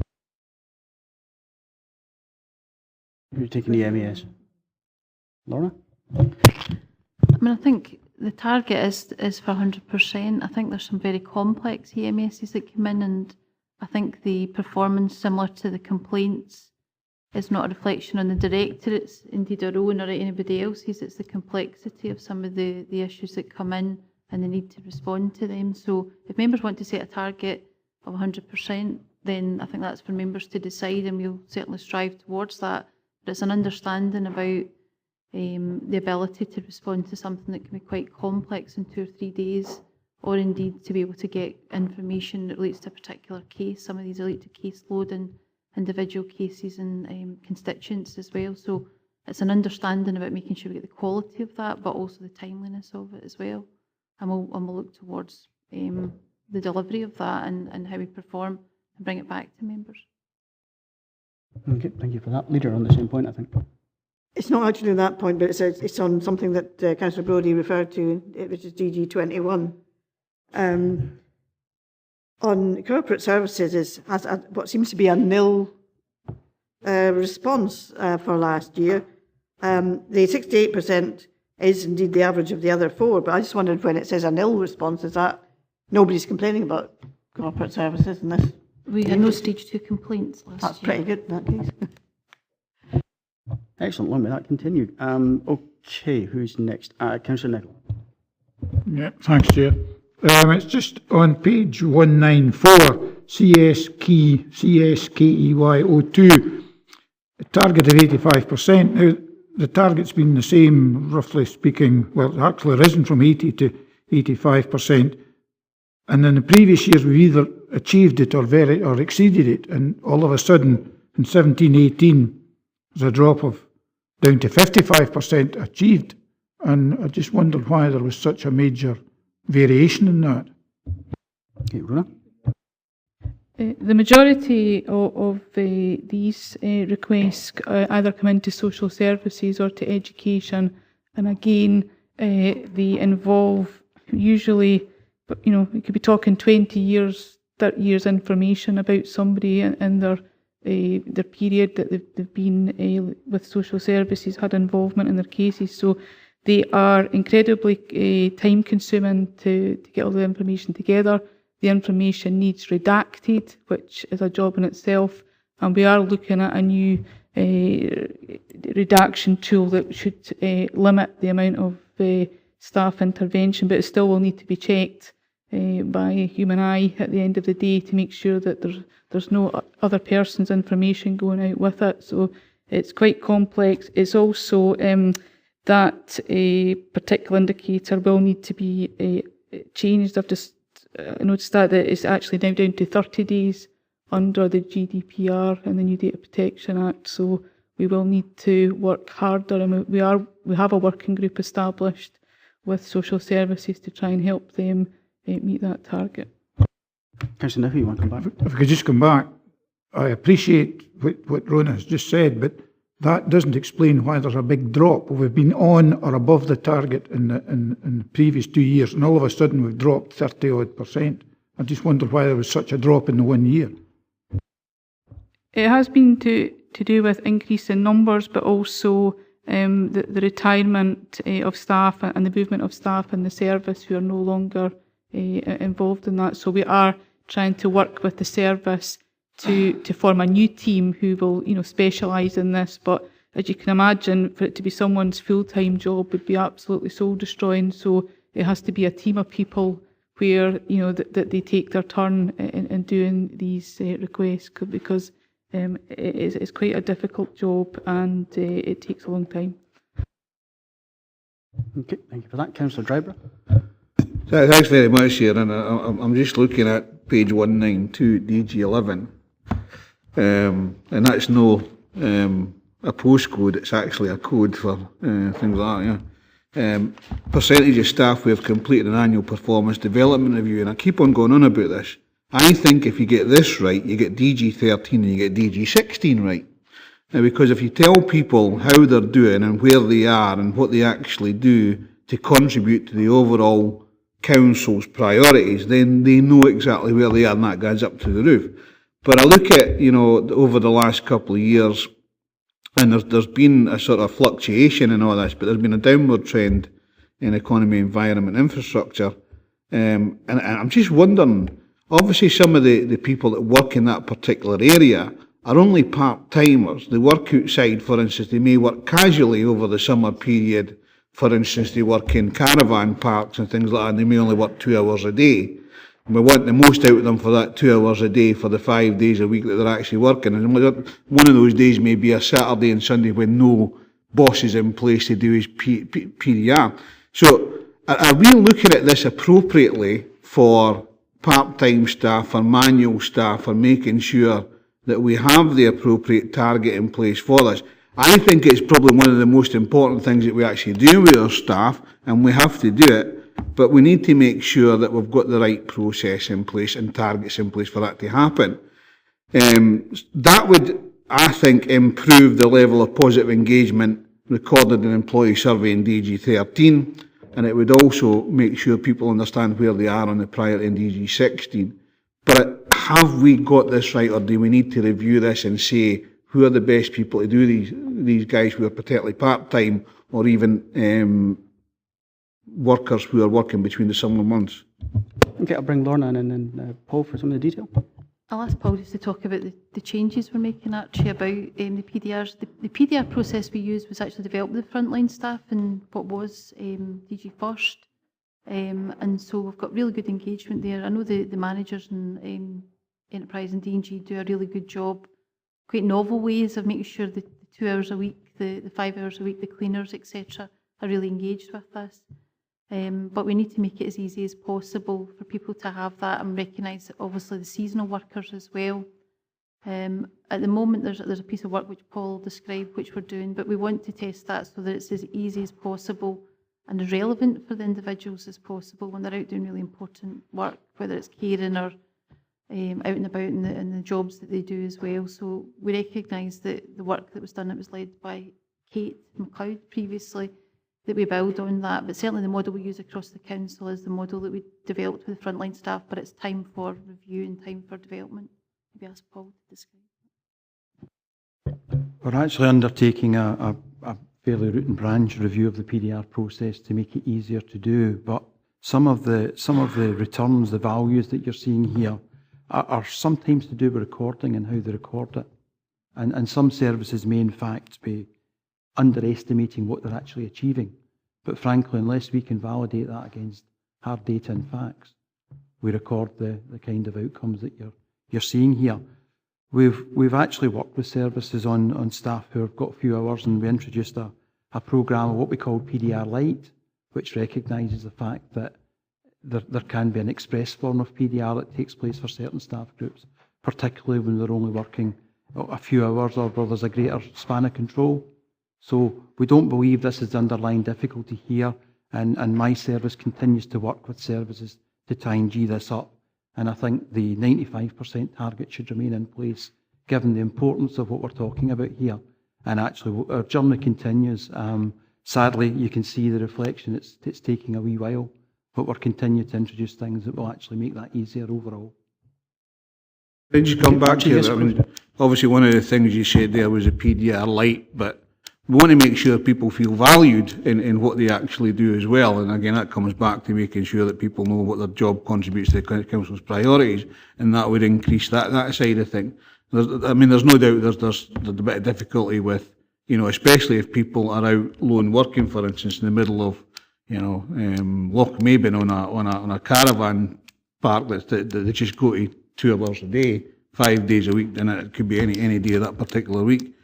But it's making sure that whatever they're being asked, what they're being told by the relevant manager is appropriate to what their job actually is. And I'm pleased to hear that you're actually doing something about that, and PDR Lite may support that. So when will you then see the feedback from that PDR Lite being put into the actual key performance indicators? I agree with you, keeping the 95. I mean, I would have it 100% for making sure everybody got PDRs. I know that's because of sickness, absence and things like that is going to be hard to do. But I think it's so important comparing that with other KPIs that when are we going to see the value of that PDR Lite? We're hoping to release that towards the end of this year. So we should see some increases in the values that are being returned. However, I think there's a few fundamental other things that we need to get right. So I wouldn't say this is the absolute solution, but it's one of a number of things. We just need to follow through with services, because you can see that there's quite a contrast. There's effectively two directors there who are able to fulfil this and two not. So we're working more closely with the ones that obviously are not able to do that, looking at individual reasons for that and trying to just G up our performance. It's so important, this. Thank you very much. Councillor Thompson. Thanks, Chair. There's three things really. I think sometimes we're sort of celebrate the fact that Dumfries and Galloway is one of the healthiest places to live, and it often features top or very much one of the top destinations for being healthy. Yet, page 191, still it strikes me that we seem to lose an awful lot of days through sickness, absence. I don't know how that compares to the rest of the Scotland or the UK, but it certainly doesn't reflect the healthiest place to live. I know that the average number of days lost in the UK is around about 4.3 days, and we're struggling to get 4%. You know what I mean? So anyway, so that's an ongoing concern, and obviously we have to sort of work at that. And I know there's extenuating factors for particular direct, departments where there's physical labour or sort of increased likelihood of having to stay off because of cotton infection. You can't go into certain environments or whatever. So fair enough, but it's still something we should always be pushing to improve. So if we can get any more qualification on that would be good. Also, DG 11, DG 16, DG 20, DG 21. Unfortunately, it's hard to avoid the downward trend in the EEI metrics for those where the other directorates have kind of held steady or improved in some cases. And I think it's, there's a lot of reasons that that's maybe the case, but clearly it's not going in the right direction, and obviously we want it to be going in the other direction. So some assurance about that would be good. And just finally on DG 08, capital spending, projected capital spend as a percentage of agreed capital plan. Now, obviously we would want each directorate to spend the 100% on whatever it was that was going to be part of its projected capital plan for that year, because that's what we need it to spend to deliver what we want it to do. So again, we've got there's a few things here, but 80% last year for EEI and 93% for communities. So, and there's a big overspend in corporate. I'm trying to sort of gauge what this means, because does that mean there's money sitting there for capital spend in EEI that we haven't spent yet, and it's been carried over? Or has that been gone into another department for other capital spends? Because then you would think, well, in previous years, it doesn't add up to anything that you would think, well, that's 100% of the capital spent for that year. So I'm not really sure how to read that metric, if you see what I mean, or how best to interpret it. So a wee bit of guidance on that would be helpful. Thank you. Okay, if we're content to take those in turn, I think that the capital spending figures over 100% refer to acceleration, which I suspect was agreed through this committee, but quite happy to have that clarified.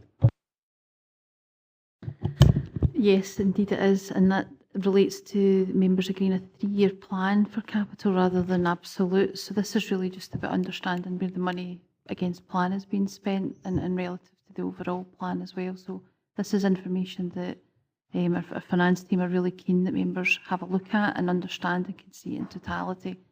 But spending less than 100 isn't necessarily a good or bad thing, and vice versa if it's part of the plan over the 3 years. So more context when we report on this would be helpful, I think, in that, Stephen. And on the other two, Paul, is that you? Thank you. Thank you, Chair.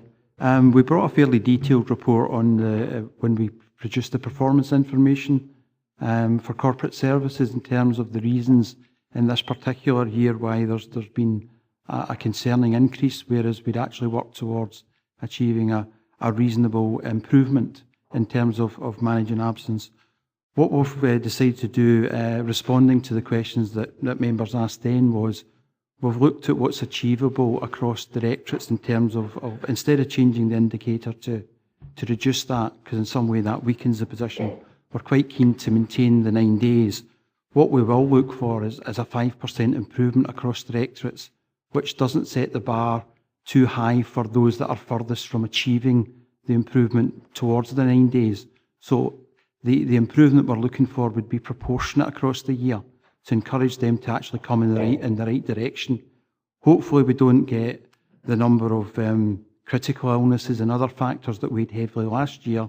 So we're looking to again work with services to draw that closer and set a 5% perspective for each of the services towards the 9-day goal. In terms of the DG11, I think we've got to obviously spend the time with the EI to actually draw up the improvement in terms of PDR completion. And I think all of the things that I outlined there are part of that project. Okay, Councillor Carruthers. Small point. I think the DG20 should be lifted to 100%. Elected Members Inquiry Service. I've been recently had a conversation, we get exactly who with, but I get the impression that that's been extended from the members of the council to the members of Holyrood and Westminster as well. Is that the case? Because if it is, it obviously would have an implication in regards to how it's measured. It certainly wasn't set up for that. It was certainly set up for the members of the council, not any further. So it's maybe just a rumour that's going around. Lorna, you want to take that one? The measures here don't measure any other inquiry service that's provided, so it's simply for elected members of this council. There is, I believe, a pilot that was tested with some local MPs and MSPs that's still underway, and I'll ask for my colleagues in communities to give you an update on that. Members will also be aware that there's a community council inquiry service as well, so they're 3 distinct things, so it's not included in these numbers. Okay, if that's helpful. Councillor Ferguson. Thanks, Chair. I'm harping back to DG11 again, and I picked up the bit about PDR Light, and pleased to note that Paul's measured approach, I think, would be the best way of describing that if we take that forward. My worry here is that the 2 low ones are in areas that, not exclusively, but by and large, deal with a lot of the very statutory things that need to be reported on. And what I'm getting round to here is that, do we include professional supervision as a separate from PDRs? Because there is a huge difference. Or is there the opportunity, or do we take the opportunity to include, do both at the same time, which then blurs the boundaries? Paul? We do supervision separately, and I'm aware of the programme that the Chief Social Work Officer is putting in place to actually dramatically improve in terms of some of the inputs to this, to make sure that those statutory holders are actually getting this kind of annual review of their performance and achievements, because it's both supportive and motivating, and I think it's just so important. So I'm aware of some of the work we're doing with the services on individual groups, but as far as the supervision goes, that's actually a separate. I don't think it's blurring the lines. It's actually a separate process. You want to come back, Councillor Ferguson? Yeah, just for a second. Yeah, thanks, Paul. I totally get that. And I'm wondering if this is part of the measured approach that you've got to PDR Light, where you would expect a regular, depending on the client group, weekly, monthly, 2-monthly, 3-monthly review of the work they're doing. So is it something we would consider to actually, at that stage, merge the 2 together? Because they kind of go hand in hand sometimes. Yeah. We can consider this, but I would also like to see the PDR thing on its own reaching the same levels as it is adhered to in other services within the council. So I'd look for both, but I can have that dialogue with the Chief Social Work Officer on what that might actually provide. Okay, thank you. Councillor Little. Thank you, Chair. Mine's is just a really minor point, but one that I think I'd find really helpful is we're working with percentages here, and some of the which is really good, but some of the percentages can look a little bit discouraging, a little bit worrying. Is there a chance that we could have, especially in the value columns, figures to get some real perspective? Because sometimes when you've got like a low percentage, it can just be from a low number, and then straight away it looks like it's a concern, but it may only be very small incidents. Provision of context. Let me take that. Heather, is that something we can facilitate? Yes, sorry, we can certainly expand the indicators to include the contextual data. Thank you. I just think it would bring real perspective and it might not make us be concerned about some of the percentages. Thank you. Okay, I think it's a very fair point. Councillor Marshall.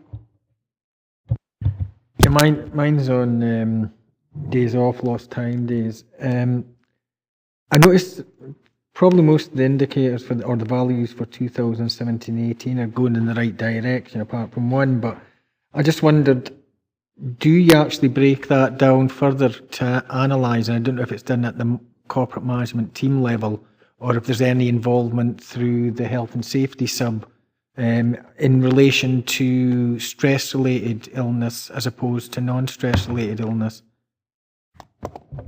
We do all of that feedback to managers, both to management teams, and that gets cascaded down to actually team level, so that each supervisor will know return to work's completed, Bradford factors.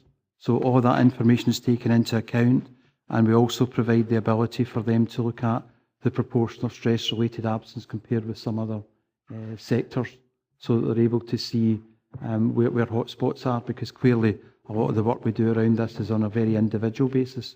So all that information is given to services on a monthly basis and is routinely updated, and we provide case management support from ODHR, and we've become increasingly involved in an increasing volume of case management, and that really should have driven down the outcome for 2017-18, but we didn't see that this year. So I'm quite optimistic about what we can do for future years, just based on that increase and all the other measures. We've carried out various summits, gone through quite detail what the practices have been elsewhere across the council, and we're all feeding into that, and we're all using the benefits that we can give from various aspects of the policy to try and drive down the absence. Okay, Councillor Marshall, is that helpful? Okay, thank you very much. Any other members? Any further questions or comments? In that case, we'll go to the recommendations. 2.1, we are asked to agree the suite of council-wide indicators attached as the appendix, including the targets proposed. It's probably worth emphasising that this is the starting point, and clearly this will be something that we're now examining as an individual piece of work, which I think will certainly help aid our scrutiny. On that basis, are we content to agree that? Councillor Crothers. I did put a proposal forward earlier, which I thought numerous other councillors had mentioned, DG20 lifting that to 100%. That'd be an option.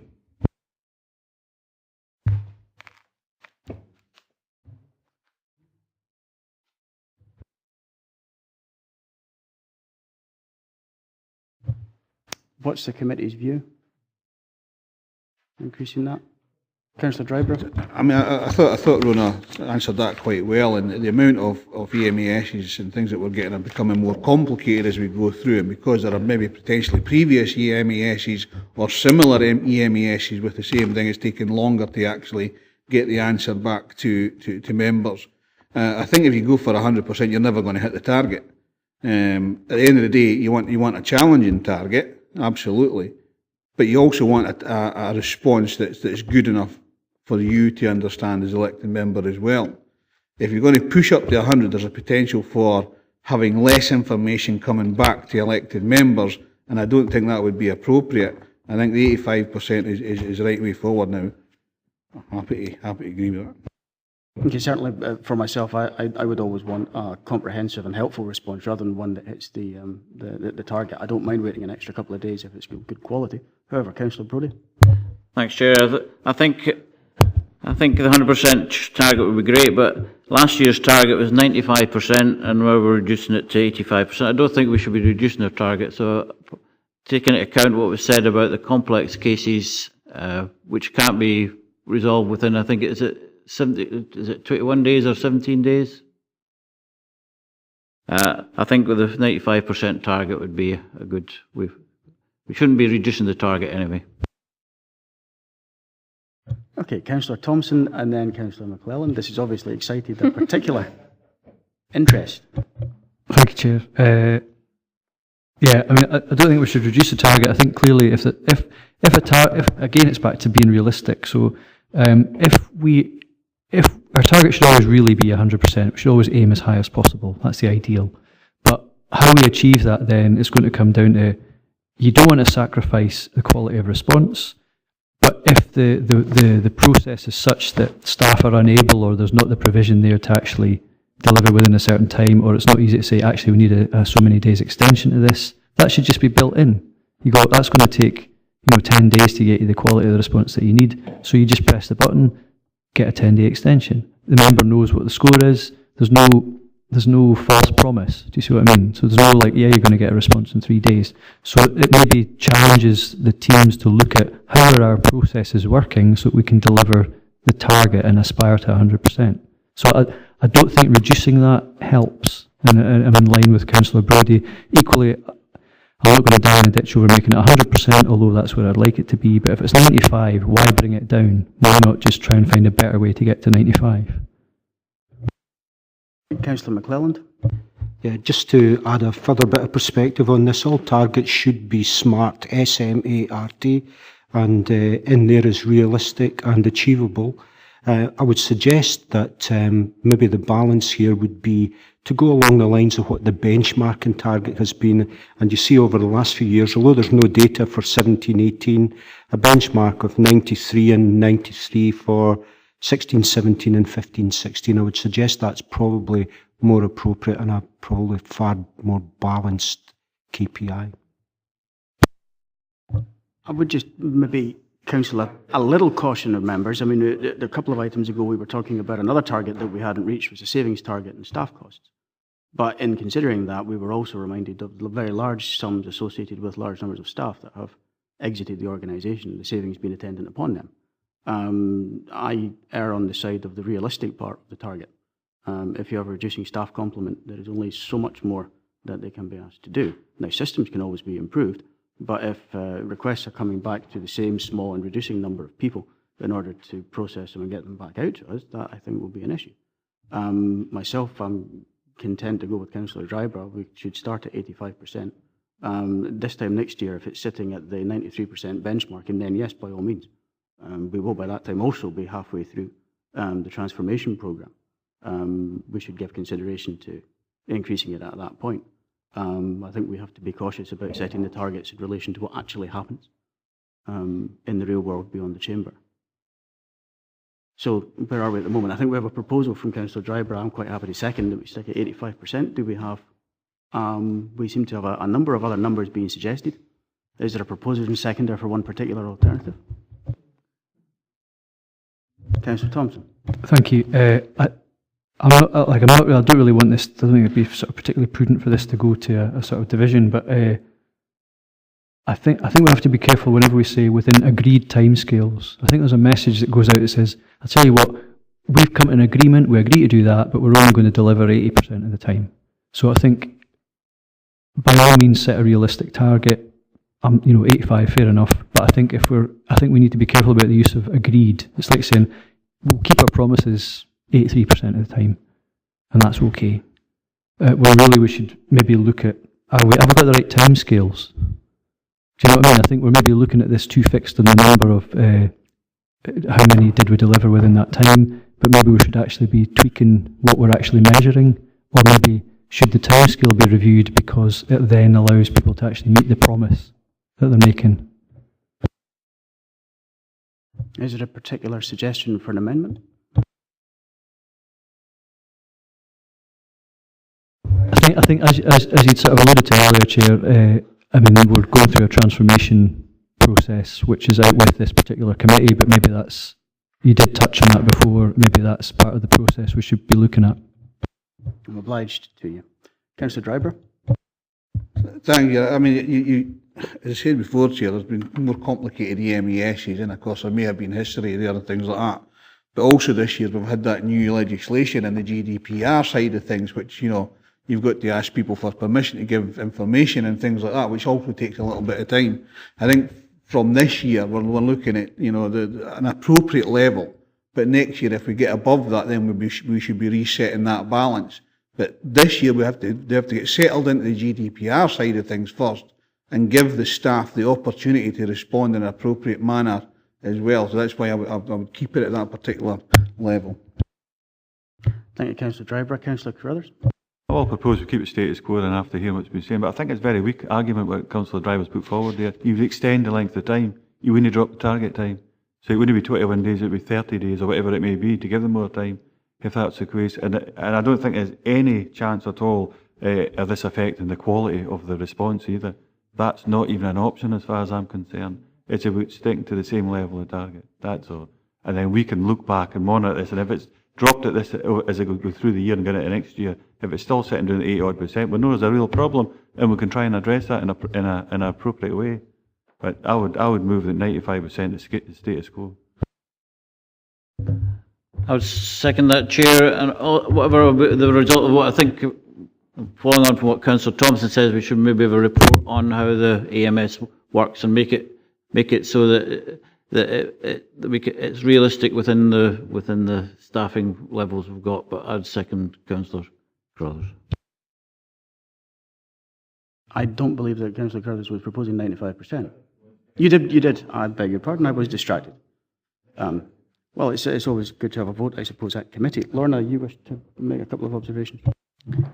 Members will recall that the MES system was introduced and the timescales for response were agreed at Communities Committee some time ago. I think the timescales in here are the timescales that have been long-standing. I think for members of this committee, it would be to take advice from Communities Committee and their view about updating lists in due course, if that's what they decided to do. But the timescales that are there are the timescales that have been advised in terms of targets. We wouldn't be able to change through this committee, the timescales for response in 3 or 15 days. That's not delegated to this committee. Okay. Appreciate the clarification. Councillor Wilson. So I was just going to say, I think we're going around in circles here. We're going through the recommendations. We've got, as far as I'm aware, we've got a proposal and we've got another proposal, and we should proceed to a vote and continue the recommendations. Very much inclined to agree with Councillor Wilson. Let's do just that. Rona, can you clarify what the two proposals are, please? We have a motion to go with the recommendation in the report of a target of 85%, and we have an amendment to keep it at the previously agreed target of 95%. So motion is 85%, the amendment is 95%. Okay. Deputy Leader. Motion. Leader. Motion. Councillor Brodie. Amendment. Councillor Campbell. Motion. Councillor Crothers. Amendment. Councillor Dryborough. Motion. Councillor Fairbairn. Amendment. Councillor Ferguson. Motion. Councillor Johnston. Amendment. Councillor Little. Motion. Councillor Marshall. Motion. Councillor McClelland. Motion. Councillor Nicholson. Motion. Councillor Nicholl. Amendment. Councillor Thompson. Motion. Councillor Wilson. Motion.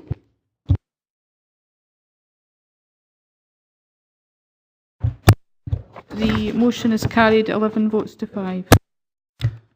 Thank you, Rona. We'll move to recommendation 2.2. Are we content to note the arrangements for performance monitoring and reporting as set out in paragraphs 3.4 to 3.7? I take it that is agreed. I'm advised that lunch has arrived, and as it consists of soup, I think it's probably better taken now than after another 5 fairly lengthy items. Suggest 30 minutes? Thank you. We'll make a start. I trust you're all suitably refreshed. Item 12 is the Procurement Annual Report for financial year 2017-18, report by Head of Finance and Procurement. This report provides a summary of the main procurement activity and progress against the objectives of the procurement strategy. Have I missed a? Do you know what? Ever hopeful.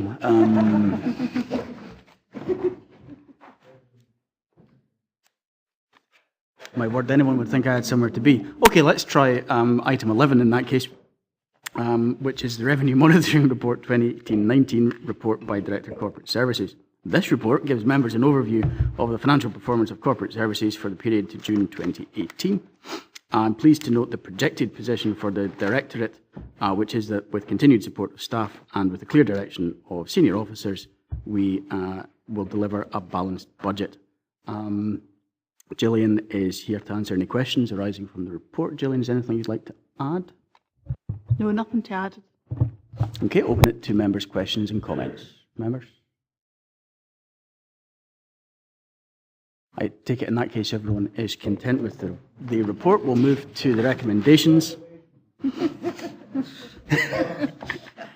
Are we content then to note 2.1, 2.2, 2.3 and 2.4? Take it that we are. Thank you very much.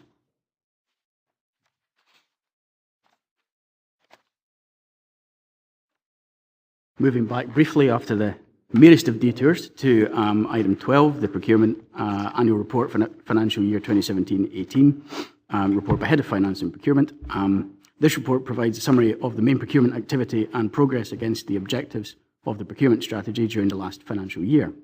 The report highlights some of the progress made this year in terms of our procurement processes, transparency of information, aspects of sustainable procurement, and the overall progress against our strategy.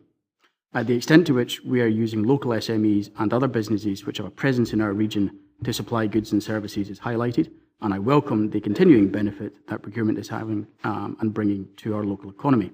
Karen Scott is here to answer any questions. Karen, is there anything you'd like to add to the report? Just to clarify that there seems to be, there's been an admin error with the report that was actually attached in the front for item 12, so there's been an update of the actual report, so some of the information actually related to the annual report from the previous financial year. However, there's an updated version being provided through committee services that's available.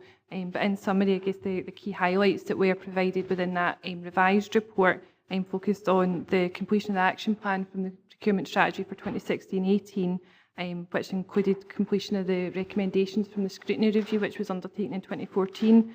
It highlighted the regular reporting that's been coming to this committee on a quarterly basis throughout the financial year. It highlighted the series of market engagement events that have been run this year in conjunction with economic development, and highlighted again that local supplier spend and the values that that's sitting at, with 53 million being spent with local businesses in D&G. So that was just a bit more context in terms of the overall front report to that, but happy to take any further questions. Thank you very much. And that updated report was circulated prior to the break. Members, any questions or comments on the report? Councillor Johnson. Thank you, Chair. It was page 211. It's the regulated contracts, and I just wondered what the situation was with 21% of the expenditure being out with contract. What sort of items are they? You know, you're fit. I mean, I love this phrase, maverick spend. You know, but I was just curious to find out what these sort of things were, because at 21%, that's my rough calculation, £48 million of out of contract expenditure. And if you're not getting best value in those items, even at 10%, that's £4.8 million. So I just want a wee bit of information. Karen? I guess nationally the average target sits around about 85%, 86%, so that's absolutely where we're striving to get to and being in line with the national average. The reason that doesn't sit much higher than that at the national level is because this looks predominantly at the higher value spend, so things that we're able to aggregate up and get through larger contracts. So we're not able to capture all of the lower value things, which will be addressed at a local level by services directly, so we don't get full visibility of all of that. So that will always account for a proportion of that, but absolutely the action plans and the procurement strategy we've got in place is looking to drill down further. So throughout the year we've identified some areas of concern previously that we've been working with to really try and increase that contract coverage on there. So that's absolutely a great area of focus for us at the moment. Okay, thank you for that. Councillor Ferguson. Thanks, Chair. Karen, page 208, very top, the third bullet point from the top, providing increased opportunities for SMEs and local suppliers. Using quick quote, totally admirable process. My question really is though, if the aggregating up comes into play there, would that take that out of the 50k and put it up to the full-blown quote process? Yeah, the requirements around aggregation are requirements that have always been there in terms of the regulation. So on some occasions, yes, it probably does, and so there may be some things that historically we may have broken down into lower value contracts and procured on that below 50k threshold. However, what's come in through the new standing orders and regulations is the requirement for us to consider lotting so that we don't automatically disadvantage local SMEs. So for all of the contracts that are over 50k, there's a requirement on us to look at how we structure those, and so there's been a number of contracts that we've put out over the last year that we have broken down into lots to make sure that we don't have that negative effect on local businesses. Okay, that's helpful. Councillor Ferguson, you want to come back? Yeah, so I'm assuming the next agenda item, that'll be implemented in, because that's the old process, isn't it? This is the new one going forward. Sorry, just to clarify, it's already within the standing orders, so it's our strategy is just looking to try and maximise on that, but that's been in place over the last year as well. Okay, thank you very much. Councillor Nicholl. Thanks, Chair. On page 207, goods, services and works are purchased from 1,861 suppliers, 662 of which have their registered headquarters within Dumfries and Galloway, and many of which are SMEs. Absolutely delighted with that. It so happens that is near 33 1/3% of them are local suppliers as you can get. Is that percentage of local suppliers rising or falling? Have you any idea about that? Karen? Over the last couple of years, it's remained fairly consistent in terms of the numbers. Sort of 2 years, in the annual report prepared last year, it saw quite a steep increase. So over the last year, we've been able to maintain the number of suppliers that are successful in winning contracts. Thank you very much. Any other member? In that case, we shall go to the recommendations. We considered the content of the annual report. Are we content to note its content and that it will be published? Thank you very much.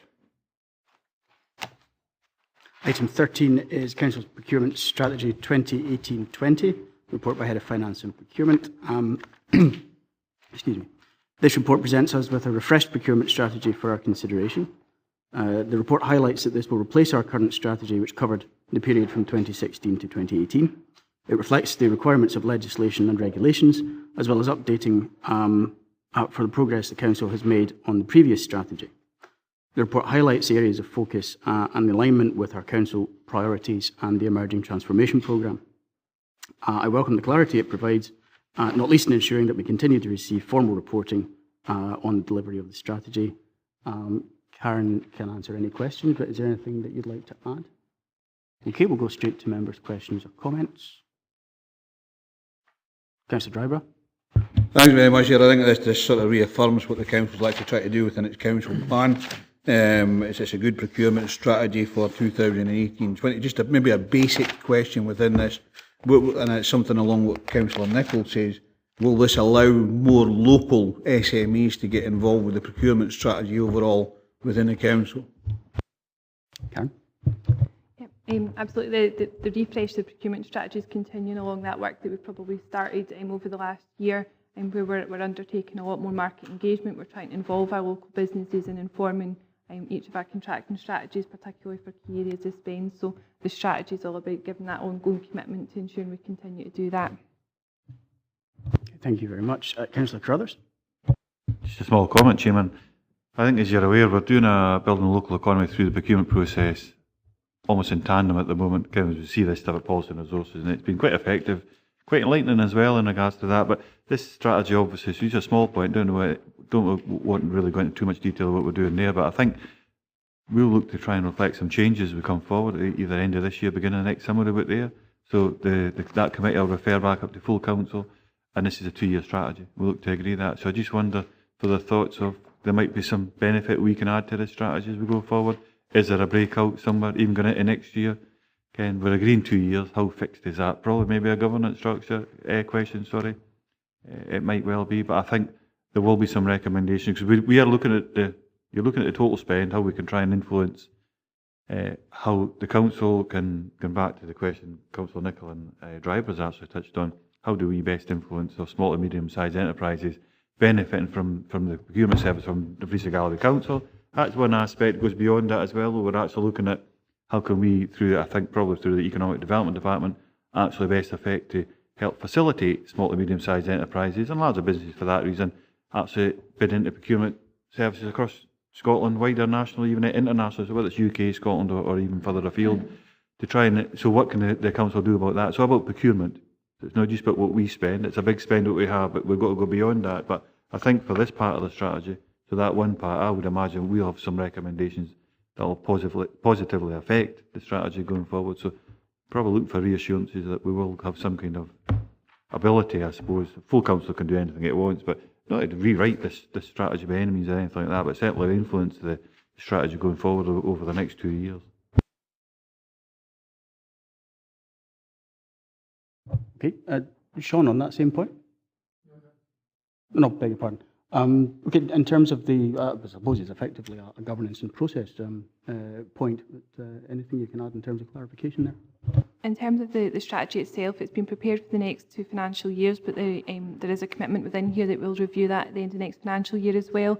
And so anything that's pertinent, and I think the timing of the scrutiny review would be quite opportune at that point as well. And so we can address anything that we wish at that point, and that would come back through this committee for approval at that time as well. That would sound quite timely and apposite in that case. It seems satisfactory. Councillor Marshall. Mine's a more kind of specific question, but I just wondered what our strategy has been over the last 2 or 3 years. It's in relation to another budget saving was actually handing over village halls, etc., although the council still own them, but over to management committees. And going along to the Nelson House Management Committee, I know they have had ongoing issues with regards to the payment of electricity bills, etc. And I think it's all still done through the council, so that the council pays the overall bill, but there's been some disputes about the amounts that's been charged, and I just wondered if there's any saving opportunities within that, or any kind of best value we could do now that we've rolled it out across the region. You know, so there's lots of these organisations still are working with the council, are paying the bills overall, but it seems to be some of them are quite high and it's questioning them and the tariffs, etc. I don't know if you have done any work on that. I've not done any work on it, but happy to have a discussion around that and see if there's any opportunity in there. Okay, you're happy with that. Councillor Thompson. Thanks, Chair. Page 252, this is on the Spend and Finance, Section 5 section, and it's just one of the bullet points is about reducing the number of staff with purchasing authority. One, to reduce the cost of training, and also to help ensure aggregation of spend, etc., which would be in line with what's been put forward. What sort of impact do you think that'll have? Because obviously there's been sort of, I suppose, anecdotal tales of people phoning up to buy something rather than use something that's on an existing framework or something like that. And is that basically part of the mechanism to help tackle that, as well as sort of streamline how we train and support that? And the other aspect would be the monitoring and performance of the procured services, or how do we score them or weight their performance against future re-procurement, if you like? Because obviously there's a kind of, like a league table, if you like, of those who we think, well, they meet the criteria, we have to give a fair crack at the whip, but are they a living wage employer, or did they meet the standards required, or did they respond within the timeframes we'd expect somebody providing that service? So we'd have to be very careful how we did that to make sure it wasn't in breach of anything, but equally we need to have a way of delivering best value and measuring the performance of those providing the services for us. So how do we capture that in the strategy? Karen? I guess to take your latter point first of all, Councillor Thompson, in terms of the past performance issue that you're raising, we're quite fortunate in that the changes to the regulations that have just came forward, they actually now allow for us to consider past performance, which was something that was previously excluded from the regulations and wasn't something directly we were able to consider. So if we have someone where we've, for example, terminated a contract due to poor performance, we can now consider that as part of our tender evaluation processes, and that's something that we would always include as a matter of course within our tender processes, to find out if there are any public sector contracts that they've had, or indeed any private sector contracts, albeit it's just a bit harder sometimes to find that out and provide the evidence base, but that's absolutely something that would form part of our assessment criteria. In terms of some of the specifics around how good the quality of service has been, delivery timescales, performance against KPIs and things as well, then particularly where we know we've had an issue in a particular area, historically we would target specific criteria and weightings around that for that particular tender assessment as well. So for every contract going forward, my team work alongside the service to develop a contract strategy, and a big focus of that is how that's actually going to be evaluated to make sure we get the right person coming forward to deliver that contract for us. Your earlier question in relation to the review of those with delegations and training and things, you're absolutely right, and it's intended that obviously at the moment is just about trying to kind of rationalise the number of people that undertake procurement so that we can make sure we've got appropriate checks in place to make sure that those that are undertaking procurement activity have received the right level of training aligned to their delegations and approvals. So we've obviously been doing some of that over the last year or two, and it's just trying to kind of finalise on that and tidy that up as well, make sure that people are clear in terms of what they've got delegations to do as well. Do you want to come back? Yeah, I think it was one of the things was also the living wage. Obviously, we're a living wage employer, but there's only so much we can encourage in those that we contract work to. But on some of the frameworks we've signed up to through the likes of Scotland Excel, where they have their own piece of work to try and encourage companies entering the framework to provide that or work towards it. Similarly, we don't always opt to use that framework whenever we're using certain things. So how do we, I suppose, encourage the values that we're trying to put forward as a council with the ones that we maybe contract locally or otherwise? On the living wage point, we address that in a couple of ways depending on the level of personnel and things that are going to be delivered and providing a service, for example, as opposed to someone perhaps delivering goods to the council.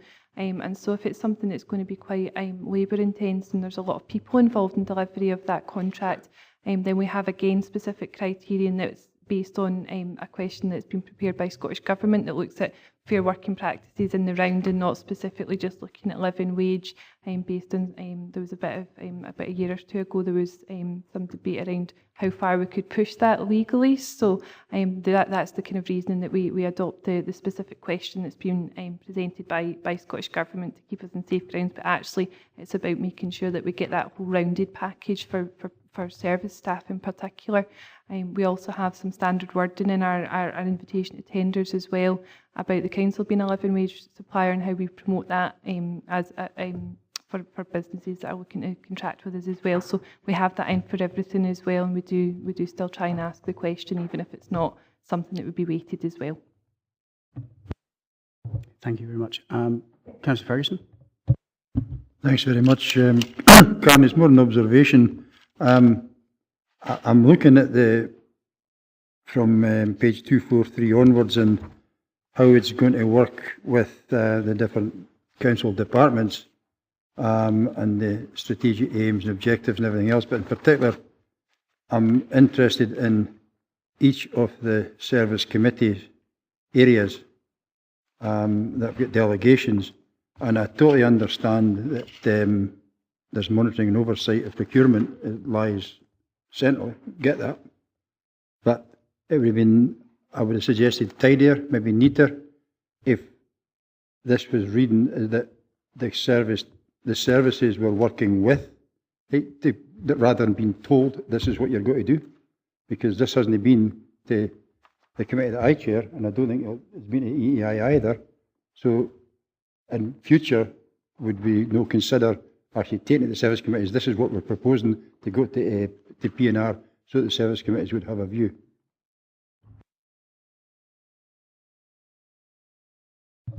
Karen, any observations? Yeah, I guess the reason it came directly to Policy and Resources Committee was on the basis that Policy and Resources in this committee had been identified as the point of contact for procurement matters, and so obviously this has been prepared at a corporate level, but more than happy to consult with appropriate committees as well on the service specifics.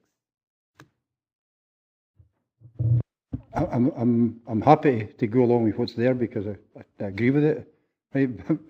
in future there might be some discussion around how we maybe put things into practice, and it's the impression that they're getting told, right, rather than working with.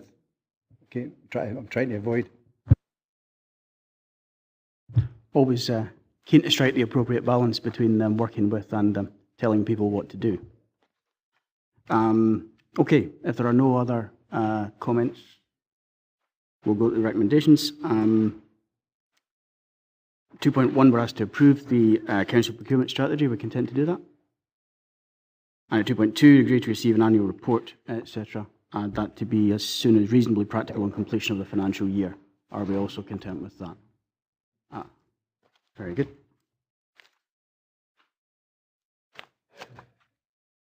Item 14 is the procurement and commissioning regular update. Financial year 2018-19 Quarter 1 report by Head of Finance and Procurement. This report provides an overview on the key procurement activities delivered during the first quarter of this financial year. It also highlights key procurement activities undertaken and identifies any issues and risks relating to procurement activity during the reporting period, as well as providing details of forthcoming tender opportunities and planned supplier engagement events. Karen, anything you'd like to add to this report, please? Just one point to note, in terms of the first table within the actual update itself, it's got a KPI around the percentage of spend through collaborative contracts. So it's just to confirm that we're just waiting on some final refinements from the system that actually calculates that for us before that information will be available. So we've refreshed the KPIs for this year that also form part of the business plan as well. So I think this probably is more of a meaningful measure, and it's consistent with those that are measured nationally as well. We're just waiting on those final refinements. So apologies that wasn't available for committee today, but for future updates in that information will be available. Okay, that's very helpful. Thank you for the clarification. Members, Councillor Drybrough. Thanks very much. I'm looking at the same table on revenue cashable saving, which for the target for the financial year is 150,000. Under Quarter 1 delivery, you've done 5 and you've got a savings of 121,000. Does that mean you're expecting more savings in the actual target? Which is great if that is the case. And where are we with the year-to-date achievement? You've got number of regulated procurement processes. You've got financial target 24, but only 5 in Quarter 1. If there's 5 every quarter, that's only 20. So. Okay, Karen. If I take the number of regulated contracts first of all, I guess ultimately that's a timing thing in terms of how long it takes us to go through the procurement process. So the 5 that completed were actually ones that had started in the last financial year. So actually that can go up quite significantly in the second quarter as well. So at the moment there's no real concerns in terms of meeting the overall target for number of regulated contracts we need to have in place. In relation to the cashable revenue saving, I guess there were a couple of big savings that we managed to achieve that put us in a very positive position at the end of Quarter 1. In terms of actual year to date, as of today, as opposed to when the paper was prepared, I'm not expecting that to increase significantly in Quarter 2. But also some of where we report savings, sometimes we'll report them through a procurement corporate saving, and sometimes as well as the procurement activities contributing to wider savings that are being made within an operational service as well. So there's a bit of a balance to be had in that as well. Councillor Marshall. I just wonder, when you look at some of the information in the Quarter 1 update, 171 local suppliers awarded a contract, and then do the council proactively PR this on a regular basis? This is good news. It's going, contracts being awarded in the local community, etc. I think, all too often you see the headlines that, it's council bashing, but there's a lot of good news stories in here, especially as it's benefiting local trades and supplies in the current economic climate. So I think we should be doing more to actually promote what we're doing, and how many contracts we're awarding, values and things like that. So I just wondered if that's done. We've done it in parts previously. It's not something we have as a kind of programme of things where we get to the end of awarding something. It's not always something we think about doing, so take that on board as a recommendation for going forward. But we've certainly done it in the past where we've had some particular good news stories, and we have done that. I think it's a very fair point that you raise, and the communications colleagues sitting in the gallery, we'll maybe take that on board. We can do something with that. Certainly, if you call it procurement, it's not necessarily something gets published, but if you look at the numbers and the the financial benefit to the region, it's an entirely different story. Who do we have next? Councillor Thompson?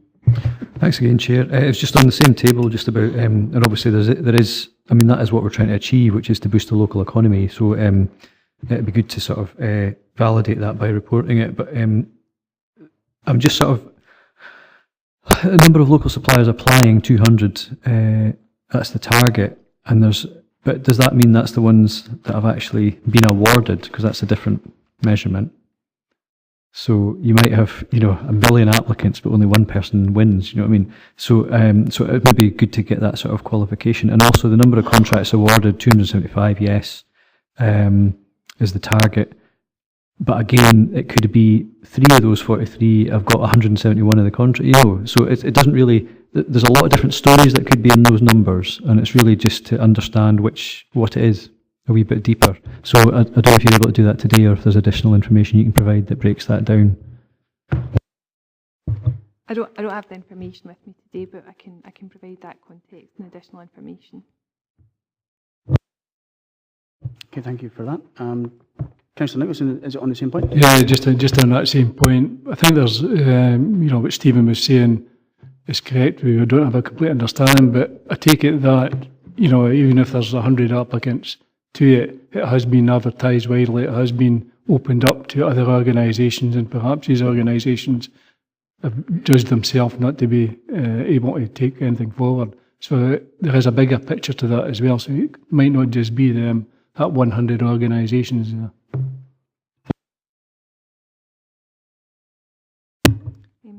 Happy to take that and look at how we present this information further. I guess the things are slightly different in terms of what they're telling us, and so when we're saying we want to have 200 suppliers tendering, that's quite often what we find is it's the same 50 that will be tendering over and over again.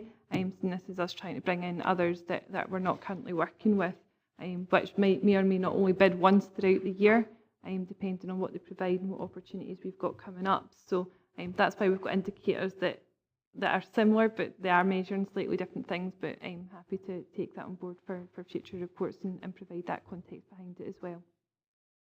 Okay, thank you for that. Councillor Crothers.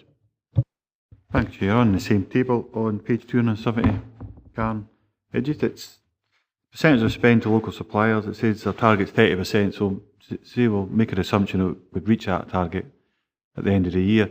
Now, I'm kind of reading that means 30% of local small to medium-sized enterprises have won contracts, locally based anyways, have won contracts. If reading that, so if that is the case, how do we compare nationally is what I'm thinking, or whether it's Scotland, whether it's UK. Some of the information we've gleaned through our scrutiny reviews is that some of the weighting towards contracts being tendered for and won certainly seem to be weighted towards local contractors, and some local authorities are better at that, and organisations for that matter, than others. When I say better, I mean it's some small. It's a greater weighting towards local contractors winning the contract. So I just wonder, how do we compare nationally? Because one of the other things we've come up against is that being a smaller region, it's very difficult. These large frameworks that are set up, it's large companies that are based out with this region that win a lot of these contracts. I just wondered, is there quite a distortion between local authorities? Karen? What we tend to find, I don't have for the last financial year, but generally speaking, as a Scottish national average for local authorities, it's about 26% of spend that is with local. One of the main things that seem to influence it is depends on where because obviously the reporting tools that we have available is based on where the money actually goes, so it's the registered headquarters. So what you find is you've got local authority areas such as North Lanarkshire, who have got some of the big industrial parks, which are big office blocks, which have a lot of the registered headquarters sitting, so they will actually perform very high. Then you have, so we're actually sitting in the top 10, or we certainly were. I'm just waiting on the refresh of those coming out for last financial year, but we were sitting in the top 10 of all 32 local authorities in terms of our local spend, and that's sitting alongside some of the ones in the Central Belt who have got those big numbers sitting because of the big organisations. One of the things we're not quite able to track at the moment, and I'm not sure how we'll ever get to doing that. I'm sure there's someone much cleverer than me that will eventually work out how we can do that. But it's trying to track our spend through where they've got a local presence and how we can capture that information and track it all the way through. So, for example, some of our care homes may be owned by someone out with the region, and we don't get to see the full benefit, where actually the jobs and the money itself does stay within the region, but we're not able to capture that at the moment. So. I rather like the sound of being in the top 10, I have to say. And I think it does exemplify what Councillor Marshall and Councillor Thompson were talking about in terms of, context and the stories within the numbers. And without a shadow of a doubt, some of those are well worth us celebrating, I think. Councillor Driver, you want to? Yeah, just maybe a bit of advice for Karen, maybe to look at Preston Council, because they've had quite a good look at what they spend locally and how they actually do that and get the information in. Okay, thank you very much for that. We will go to the recommendations. Are we content to note the update on procurement performance and activities during Q1 as detailed in appendices 1 and 2? Thank you very much, Karen. Okay, members, item 15 is the Capital Investment Strategy Monitoring 2018-19 for the period ended 30th June 2018, report by Head of Finance and Procurement. As at the end of June, the Council had spent nearly 14 million of the £48 million programme for this year. It's a vital part of our contribution to support local economy, indeed as we were discussing, and delivering projects which are integral to our Council priorities. The report also sets out the current position in respect of capital receipts achieved so far this financial year. Gillian Ross is here to answer any questions. Gillian, do you or your colleagues have anything to add at this point? No, nothing to add. Happy to answer questions. Okay, members, before we go into questions, I do have notice provided as a courtesy that there will be considerable interest in paragraph 3.15. I would like to take the report, therefore, in two parts. So if there are questions and comments about the rest of the report, I would like to take them first. And then we will deal with paragraph 3.15. So if there's anything else or any other issues or items members would like to raise questions on, please indicate now. Councillor Crowers. Just got a small question, whether it fits in with your requirements or not. I just think I'm looking at page 280 and it's Northwest Campus. It talks about the leak and so on and so forth, which is, and there will be a report coming back. Beneficial, the council currently has beneficial occupancy. What does that mean? I think with either handover, occupied or not, what does beneficial occupancy mean? That sounds like it's one for you, Rona. Yeah, the position is at the moment we are occupying the building, but we do not own it. We don't take that over for till everything has been fixed. It requires to be up to the spec that was provided. So at the moment we're occupying, but we've not taken on the responsibilities of it through the hub, the arrangement that was put there. So happy to give information offline about that to any member who wants it. Does that assist you, Mr. Gambart? It does assist. It puts it into perspective. But just there's an obvious question in regards to, obviously there's been some frustrations up there in regards to different incidents, more than one. But is that normal practice? That's obviously the first question that pops in my mind. It's obvious. Is that normal practice? Something we normally do occupy a building before like a proper official handover. Maybe that's something offline as well. I'm not just sure, but it's when I seen that, I just wasn't sure what it was. And now that it's been clarified, there's an obvious. That's the first question that pops into my mind. Okay, Laura? Just to clarify, beneficial occupancy is that we use and operate the building in terms of school, but there's a matter in relation to final payment, which is a legal issue in relation to final payment for the completed building. So it's not about the operational availability of the building, it's about the contractual status of the final payments. But that's a matter that would be discussed, I think, at SIPL in more detail, as it's a priority project for them. Okay, Councillor Brodie. Maybe a silly question, but obviously we're occupying this building, beneficial occupancy. We're sure there's completion certificates for the building, and I suppose the question is, should there be completion certificates? I don't believe anyone here is in receipt of the information to answer the question.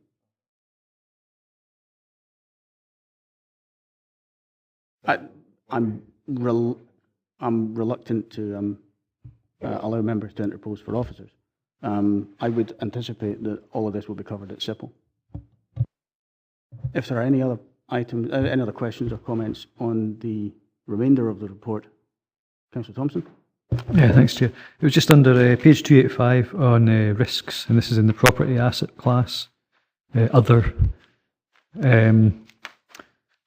Just about, well, it's two things.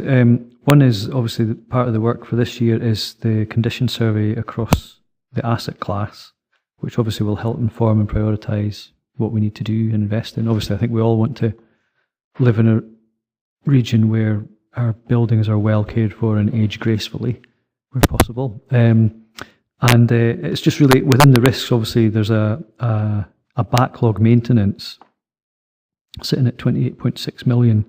And again, it says it doesn't reflect the investment needed to improve assets or to adapt them to future usage. So I think this is something that we're really going to have to look at closely in terms of how we manage our estate. And I know that there will be the appropriate staff will be looking at that anyway, but this is something that I think we're going to have to weigh upon carefully whenever we're making decisions about what legacy we want to leave.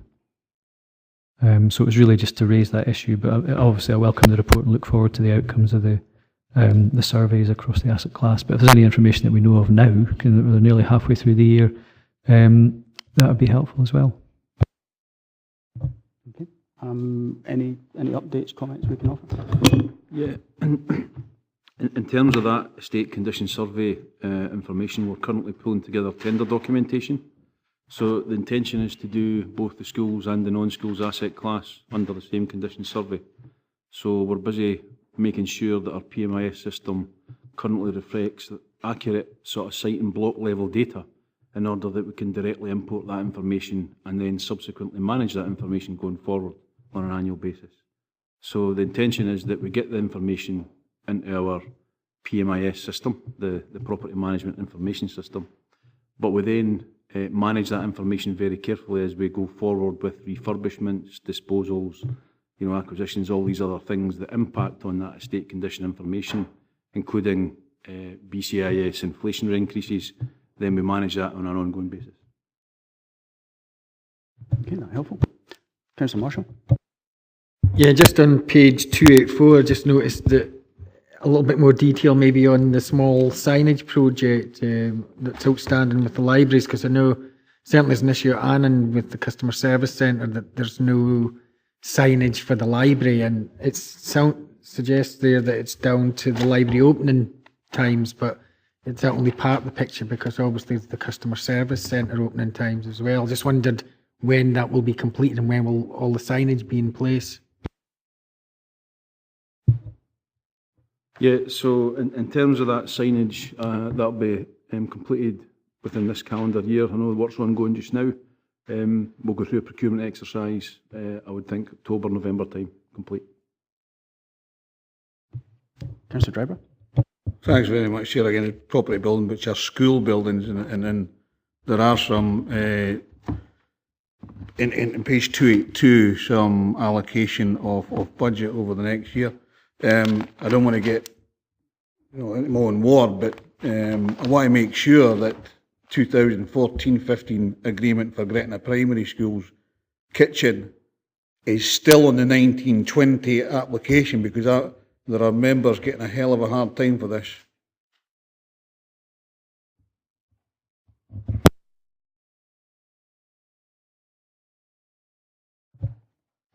Are we in a position to clarify that at this point?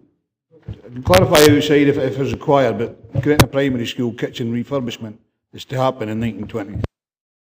Okay, perhaps if we can get the clarification on that, provide it out with the meeting, that would be much appreciated.